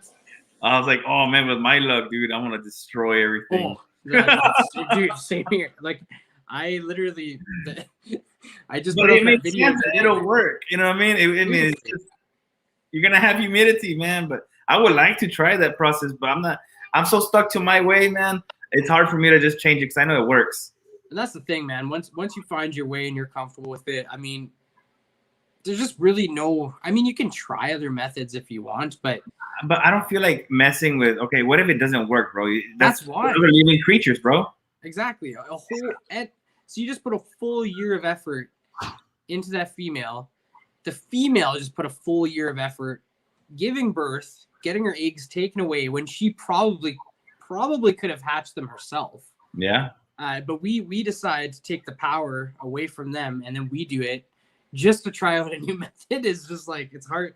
Like, and I remember we talked about this, and I my new video today just came out, like, about vermiculite versus sponges, because I'm still somewhat going back and forth from it, and because I'm still like new at this and I'm just getting back into breeding, like, I'm still at a point where I can still kind of decide which path I want to take and which method I want to use, but it's still hard for me because I just feel like vermiculite overall it has been more standardized, I guess, within the industry compared to sponge, even though I've heard firsthand that sponge works fine. And I know, like, Dave Palumbo, he uses sponges, and I know Chris from the Reptile Ward, he also uses sponge method, and they've both been doing it with good success. So I know it can work, but there's still that side of me that's like, I just know vermiculite is tried and true, and it, you know, a lot of people use it. So it's a tough decision, man.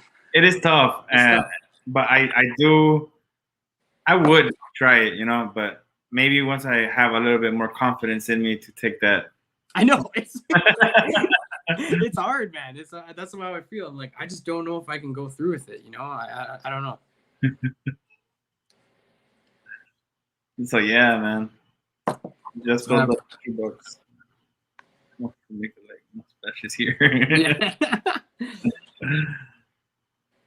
I'll just hit up a couple of comments. I use perlite as well. You use perlite? I use perlite. Yeah, I was I was going back, and that was another thing. I was even going back and forth perlite or vermiculite. I didn't even know which one of those two I wanted to use. And then I was like, oh, there's hatchite too. And there is hatchite. Yeah, so it's the same thing, bro. It's just exactly you need the same amount of water. Exactly. Yeah, that's why, like, it's the same thing. Like, I don't see the difference really. And you know, I even watched that JKR made that, like, recent video on his incubation method, and you know, the way he sets it up is it's so simple. It doesn't open up the tub at all until the first egg pips. Oh, yeah. No burping, nothing. Yep. Man. Just leaves it. Yep. So it just goes to show that there's so many different paths to the top of the mountain. So there's so many different ways for it to work okay.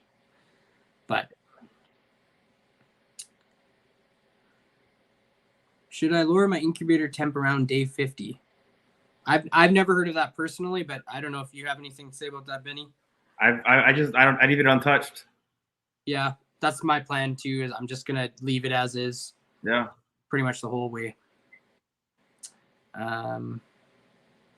Unless you're working with, I guess, spider. I've heard that you lower the temperatures, like for spider gene, it can, I guess, prevent some of that corkscrewing or something like that. But I wouldn't know personally if it works.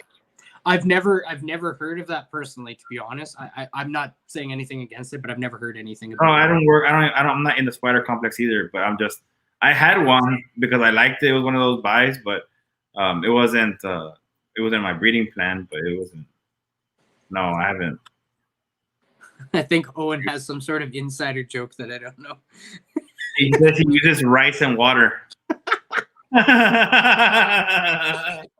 Oh, it's like, is this some sort of insider? It's Spanish. He's using Spanish. I knew it was Spanish. I knew it was Spanish, but I didn't know if he misspelled the crap out of it, but it's okay. I understand them. I was like, what's a rose? A rose? I read it in English, so it threw me off. Because Italian, it's so close, but not rice and water. That's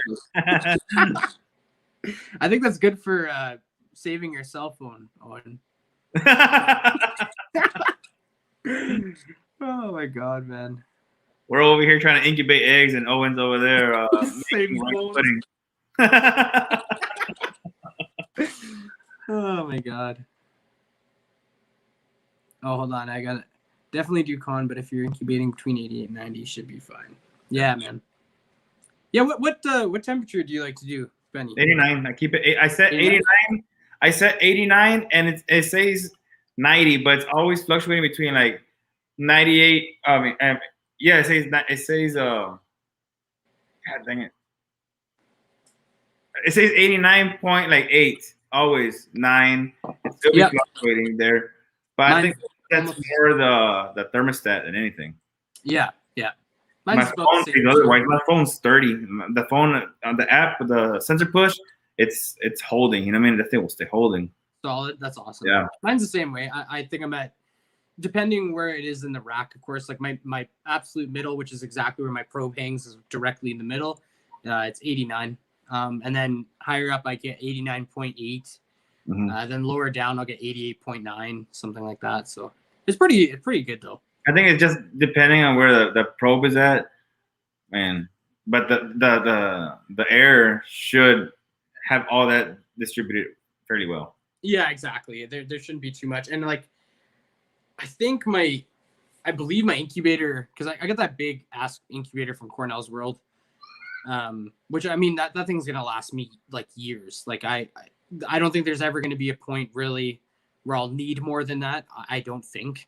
Yeah. But I wanted to, I mean, it's local to me, so I didn't have to worry about shipping it or anything like that. So I figured the money I saved from shipping, I might as well just get the bigger one. But it's like 4 feet tall, so there's quite a bit of distance. But they have 3 fans in it, so the air circulation is great. Yeah. But I remember I was telling you, it's just so dry here, man. Like, it is nuts how dry it is in my city, and it's not like I live in a desert, but it's super dry, super dry. What do you have? Do you run humidifiers or anything like that, or is it pretty humid where you're at? I don't run no humidifiers or anything like that. Nothing. Is your humidity? Do you just kind of? Because I know even Brian Gundy was mentioning he doesn't even pay attention to humidity. He sprays snakes when they're shedding. Does a daily spread, and that's it. I do the same thing. I do. Yeah. The snakes that are on paper, I spray daily. Yeah. Right now they're at my dad's house and he does it, but they get sprayed daily.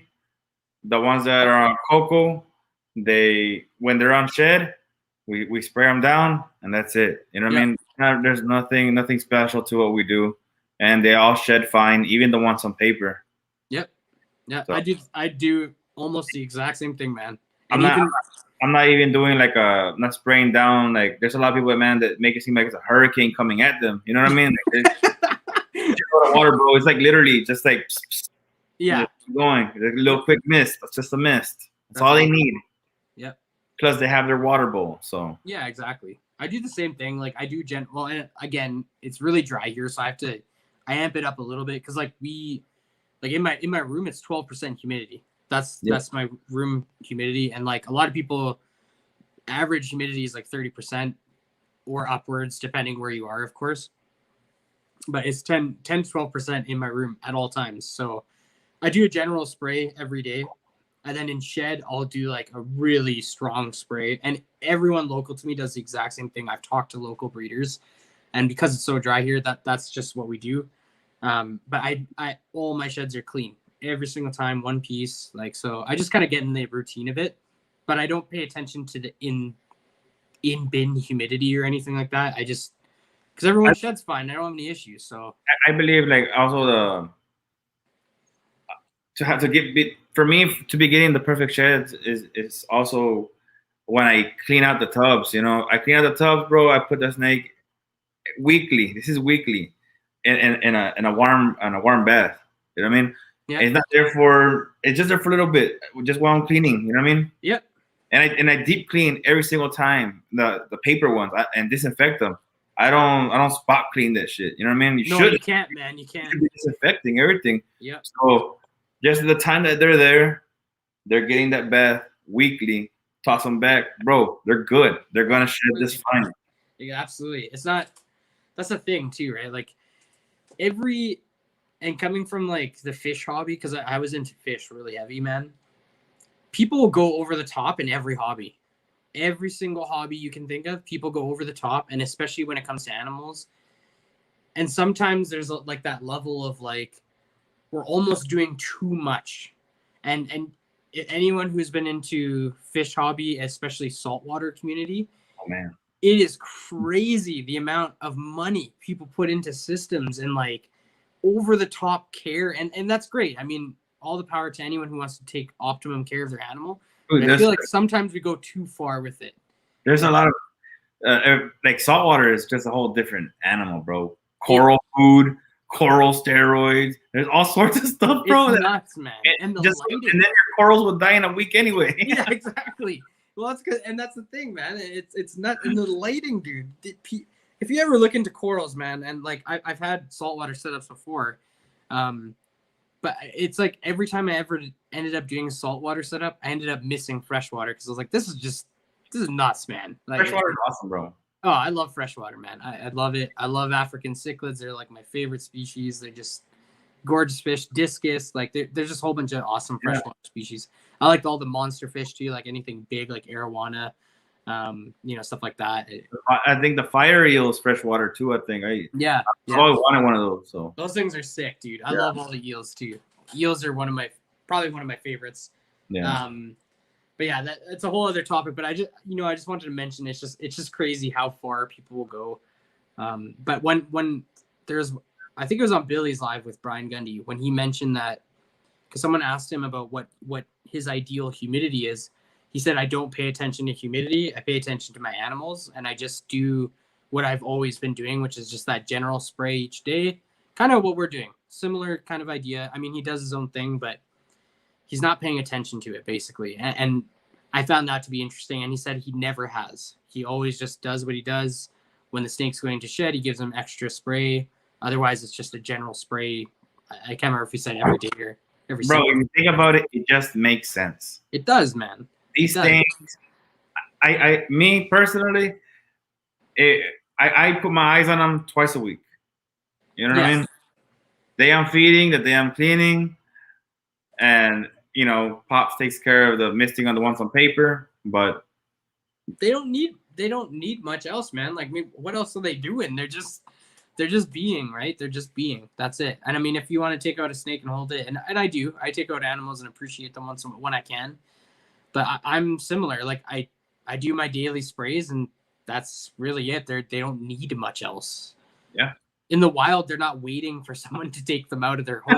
So, like they're just being, man. They're waiting for food. Once they eat, they chill for a bit, then they go looking for food again. It's super simple animal, man. I mean, even that dude right there, this guy right here, he's like my cat. That's my cat.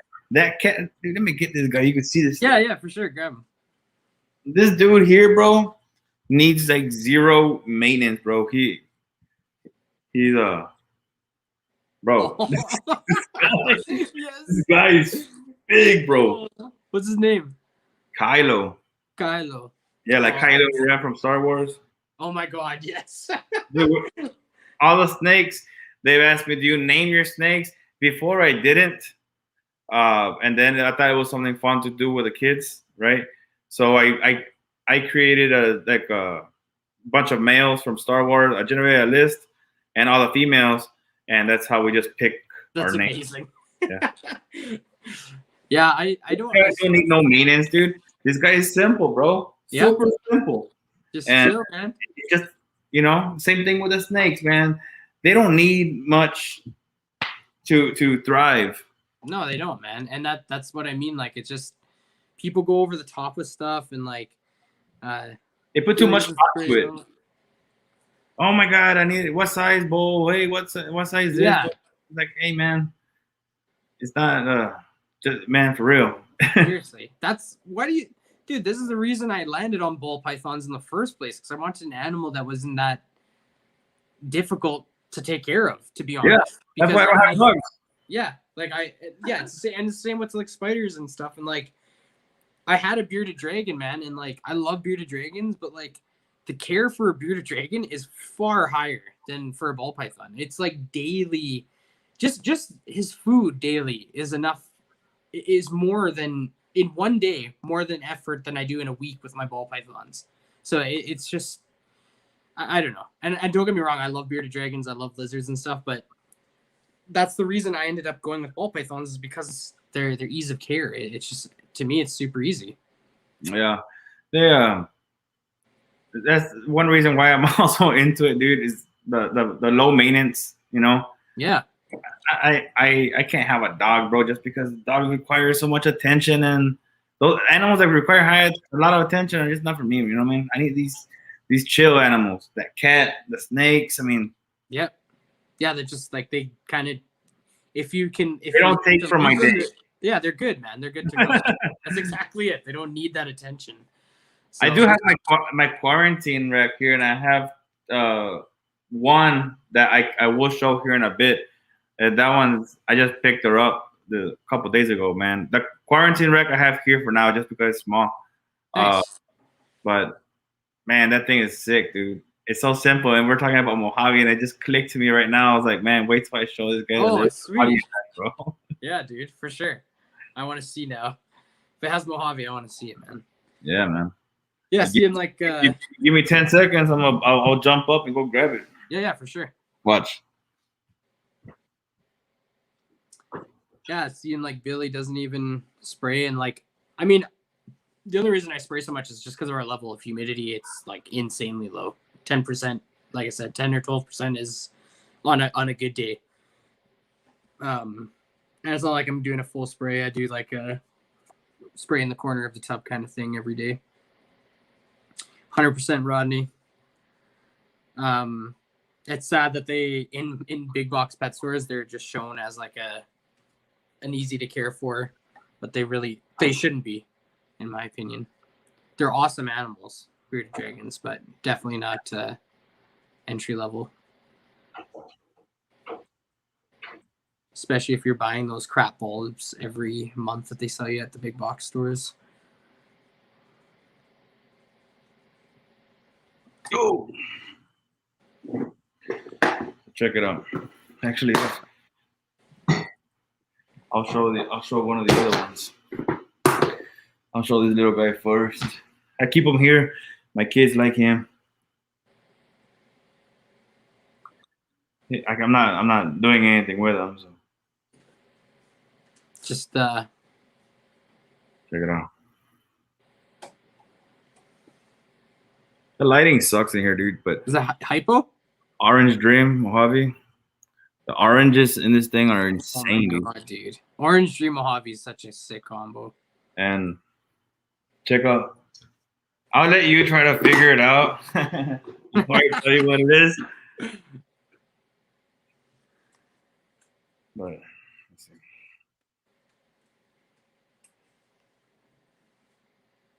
Camera. Okay. So Mojave's in there. Yeah. Cinnamon? No cinnamon. Let me see.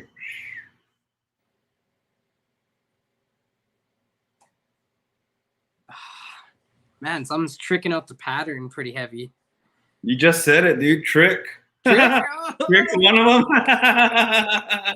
Yeah. And black pastel. Black pastel. Okay, I was close with the cinnamon then. I was close. Yeah, black pastel, and then you're like, man, something's tricking it out. I was like, man, well, tricking it out. Black pastel Mojave trick.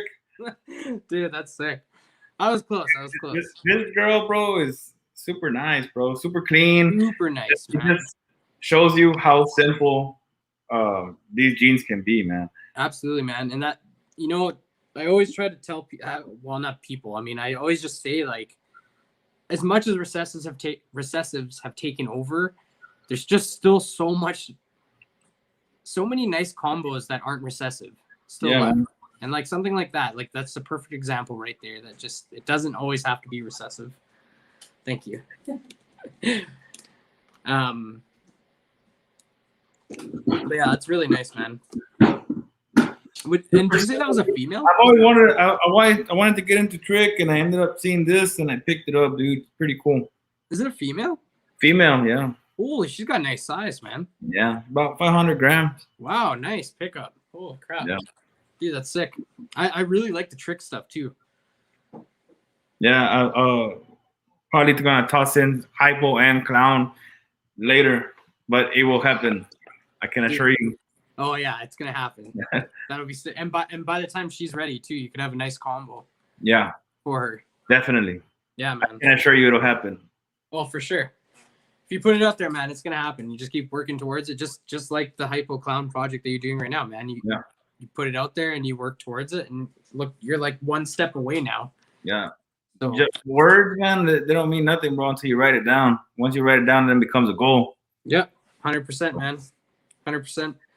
I even like, I'll go as far as to like when I pair my snakes, I write out like some of the, not for all of them, because some of the genetic possibilities are insane, but for a lot of them, I'll write out the possibilities, and just, as weird as it sounds, I just try to imagine getting that animal and the feeling I get when I get that animal. Definitely, dude. Yeah. I think you and we both do the same. I mean, I hope for the best. You know what I mean? Me too. Always. But if it don't hit, it don't hit, and it is what it is. And you know, either way, I feel blessed for whatever comes out. 100%, man. That's my main wish is always healthy animals. That's all I'm looking for. I just want healthy animals. Anything else above that is amazing to me. So if I can hit healthy animals, then that's what I'm happy about. Sure. Okay, so I try to keep these things around 2 hours, but there's one more question I had left, and it was in the thumbnail. So, and you explained it to me a little bit, so I want to go further into it. So in the thumbnail, what is it about the ASF Golden Shower? What is it? Okay, so there's a story behind it, man. All my males, you know, they had just started breeding, and they went off with feed, man. They stopped eating, and it was getting annoying, you know. 1 week, 2 weeks, 3 weeks. I'm like, okay, something's got to give, right? So I purchased my rats. I'm fortunate that he also breeds ASFs and mice, right? He has all three there, and I talked to him for a little bit, and I was like, hey man, you know what? I'm in a little bit in a hurry. Let's grab we tossed in all the rats I purchased in a tub, and we had the idea of grabbing some ASFs, grab them by the tail, raise them over the rats, and have them pee on them, bro. Right? So we literally gave our rats a golden shower, an ASF golden shower. I mean, you can grab some of the bedding, throw it in there, it'll get them, you know. Or you can grab one, throw it in there, you know, he'll run around and get that stench on him. Yeah. But we figured, you know, the pee, dude, it's part of the glands, and so just shake them up, dude. We got like 5 of them, bro. All these little rats were just waiting for it, bro.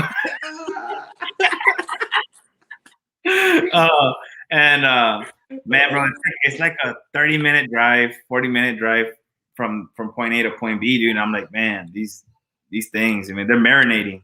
They're marinating in the whole time, bro. I'm like, man, I can't believe I R. Kelly'd my rat. You know what I mean? That was the funniest thing. That was probably the funniest. Like, when we were talking about R. Kelly, I was dying. Yeah, man. So R. Kelly the rats, man. So I'm bro, I really wanted to try it, and I started popping bins, bro. Started tossing them, pop, pop, pop. Bro, they were just snapping just like that, dude. I couldn't believe it. I was like, there's no way it's gonna work. There's no way it's gonna work. Bro, this thing worked. So I was at the point of, if this doesn't work, I'm just gonna go get some of this Da Vinci stuff and try that, right? Which I am gonna purchase. Yeah. I am curious. But I'm like, man, this is natural. This is 100% natural. 100%. You know what I mean? I know what all these rodents eat. You know what I mean? It's all good. So, you know, a clean ASF golden shower to my rats every time I go. You know what I mean? Dude, that's amazing. It worked. It worked. So when I do it again, I'm probably gonna do it again. Oh yeah, I would definitely, dude. If it's a possibility, to get my snakes eating, for sure. There's no doubt in my mind. And like you said, I mean, it's natural. So like, what? I'm curious. Like, maybe you guys should start bottling this shit. No, I told them, dude. I told them that. I was like, hey, man, you should start collecting, dude. Just come in here in the mornings and just start shaking them up. Get like a little funnel, put like a little spray bottle, and then exactly. Like seriously, like a perfume, man. Like you just spray your rats before, scent them up, and then feed. You know, bro. Dude, that'd be That's like $1 million idea waiting to It happen. seriously is, man. Like if you could figure out how to actually do that, We're gonna kick ourselves in the ass in the yeah, future. we're putting this out on the live. Some rich asshole's gonna come by and steal the idea and be like, Oh, you have no idea how many stuff I've invented that I see out here. You know what I mean? It's like, dude, I I've swear, had that idea before. I like, I swear, man. I feel the same way. Sometimes I'll say something, or even when I was a kid, I'd be like, man, how come this isn't like this? And now someone, Yeah. you know, Yep. like, I don't know, man. It worked. I was really happy with the result. I was curious, you know, so no, I don't even know how the thought crossed and why it crossed. That's still, I don't know, man. I just science, dude. I guess it is, man. And Rodney just brought up a good point. Like, there it is, dude. Deer hunters. seriously, Yep. like, why is it any ideas at first always sound crazy until someone makes $1 million on it? Then it doesn't sound so crazy anymore, right? Like, but that's how I did it first. But then someone does it, and you're like, oh shit, man, that's a smart idea. And like, I'm sure that first person who thought of that, like the deer sense, you know, that I'm sure that person was like, oh, that's crazy. Oh, there you go. Someone already stole it, man. You see what I mean? They're already on it. Oh, yeah. But yeah, no, it's interesting, man, and it kind of plays back to our like first we were talking about like ASFs versus rats, and you know, it's something I've definitely considered, and I'm gonna start breeding my own ASFs here at some point, just because I have the room to, and I can't have I'm not allowed to have live rats where I'm at. I can't legally own live rats. No one can sell live rats in the province I'm in. So ASFs we're allowed to have. So I've thought about starting to breed ASFs, mostly for hatchlings and stuff like that, just to get them for their first couple meals if they don't want to take rat pups. Yeah. I've had a buddy locally to me who's had really good luck this year with hatchlings taking frozen thawed rat pups out the gate. So, which is insane to me, but he's had good luck. So I wouldn't be opposed to trying that, but if I get him on a couple of live ASFs at first, just to get a good couple of meals in them first, and then start progressing them towards rat pups or. Okay, this guy wanted to grab the snakes, bro. Not so chill anymore. let me tell you something, dude. This guy here, when I'm cleaning the tubs or whatever, I take him, bro. He'll take a trip with me in the car. If he's like a dog, he's just like a dog. He'll fetch everything, man. So I take him anywhere I go. You know what I mean? Has a little harness and leash him around. And if I'm cleaning the snake tub, bro, he'll be sitting right there next to me, just watching. He's watching. Weird. Either he wants to eat them. I don't know what he's doing. I don't know. Just interested. But he's there. Yeah, he's interested in seeing what's going on. Yep. So. Yeah, man, I missed. I when I first had my first collection, I was just going off what Don said there. I was breeding ASFs, and like mine in particular, I've heard they can be nasty, but mine weren't nasty. They're actually very friendly. To the point where like we were taking them out like you would easier than you would take out a hamster. Like they had no problem just sitting in your hand, and they were awesome, man.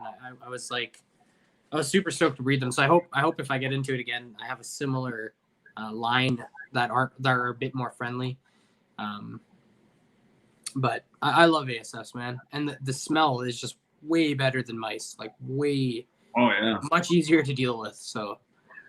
I mean, I to me, I've thought about breeding my own, but I to me, I don't have the time. Yeah, fair enough. For the maintenance, especially with your line of work too, because you were saying sometimes you're away for 2 weeks, man, and there's no way, you know what I mean. There's no way I would be able to do the upkeep, so it's easier for me to do it the way I'm doing, and if I keep my collection nice and low, it's affordable. So yeah, absolutely, man, and that's the thing, right? Like the only reason I want to do it in the first place is because I can't get live rats here. I want to have that option for my hatchlings that are going to be a bit pickier. I just want to be able to I don't want to get them on mice. And like my local pet stores here, no local pet store here Even the reptile specialty stores sell live ASFs. So, which there's obviously a market for that. But Right. I would like to have that on hand. So I don't want to get any of my snakes started on mice at all. I'm not interested in it. I would prefer rats or ASFs like 100%. So yeah, there's a lot of people that do mice just because it's cheaper. But then that comes, it goes hand in hand with that maintenance feeding. You know what I mean? There's people that don't feed every week or every other week, and they feed mice. It's just that maintenance feed, and I'm not a fan of that. yeah, exactly, man. And that's the thing. I don't even want to get into it. Like I want to do straight rats or ASFs, and that would be it.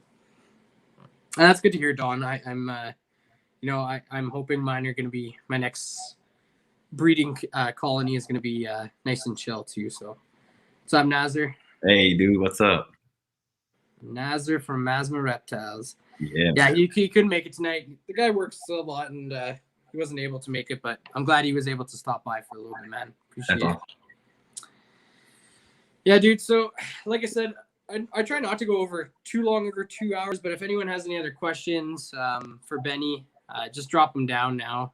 If not, we'll probably close it up here in a bit. So yeah, man, I do appreciate you having me, man. It was pretty cool. I enjoyed it. Enjoyed my time here, hanging out with you guys. So yeah, man.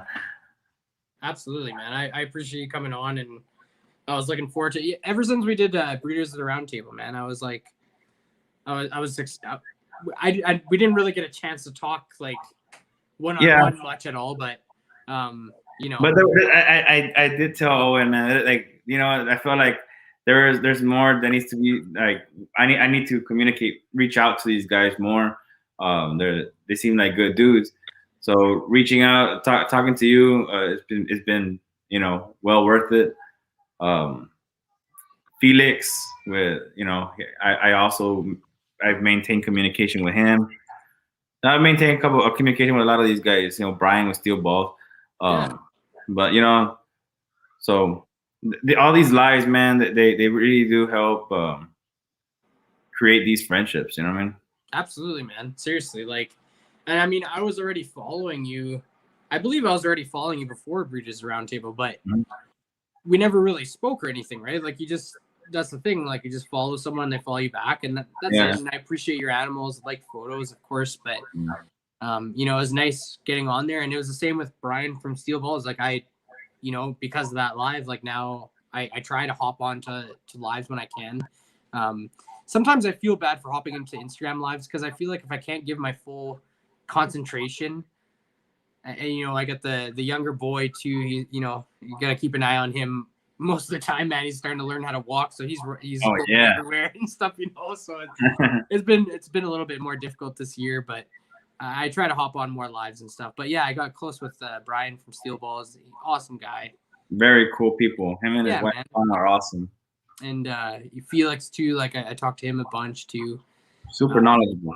Awesome dude, man. Mm-hmm. But Nazar actually had a question for us here. Favorite codon? Benny, to you.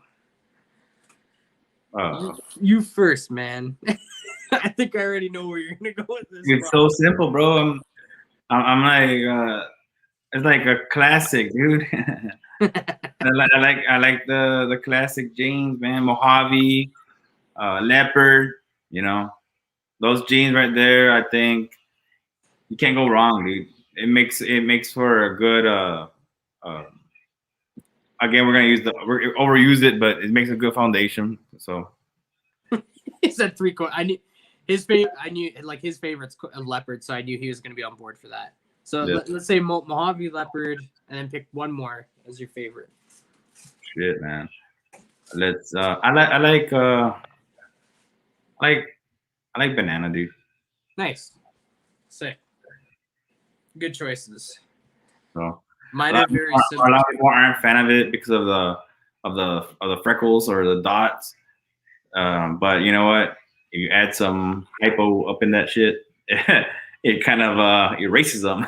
Yeah. And it really makes it look dope. I like the dots, man. It's so funny. So many people don't really like the dot. I love it, man. I think it's something different.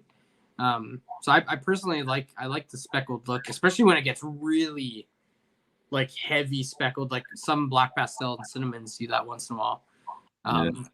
But those are good choices, man. Because like honestly, mine are Mojave and leopard for sure. Because I've just always loved those two. Third one is kind of tough for me. I don't know. It's tough, man. I mean, It's hard. So many of them do that. Especially because like I go back and forth from like old ones to new ones too. But also the wine's hitting me, man. I told you one glass, and I'm like, it's pathetic, dude. I remember in like in high school and stuff, I was like always that guy because I have a lot of weight to me. I'd be like, oh yeah, I can drink no problem. And now like when I'm older, I suck, dude. One glass of wine and I'm like toasted.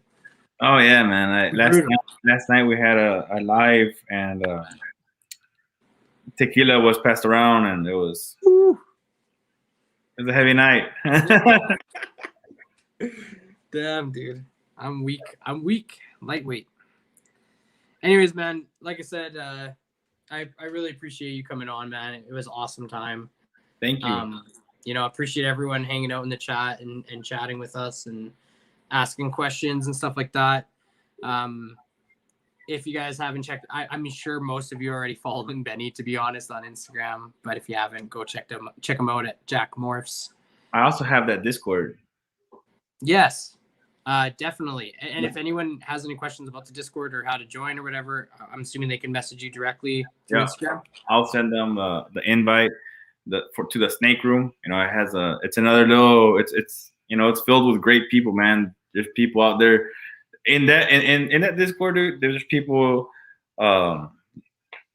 finding mentors. There's people getting their answers answered, their questions answered. There's a section for medical issues.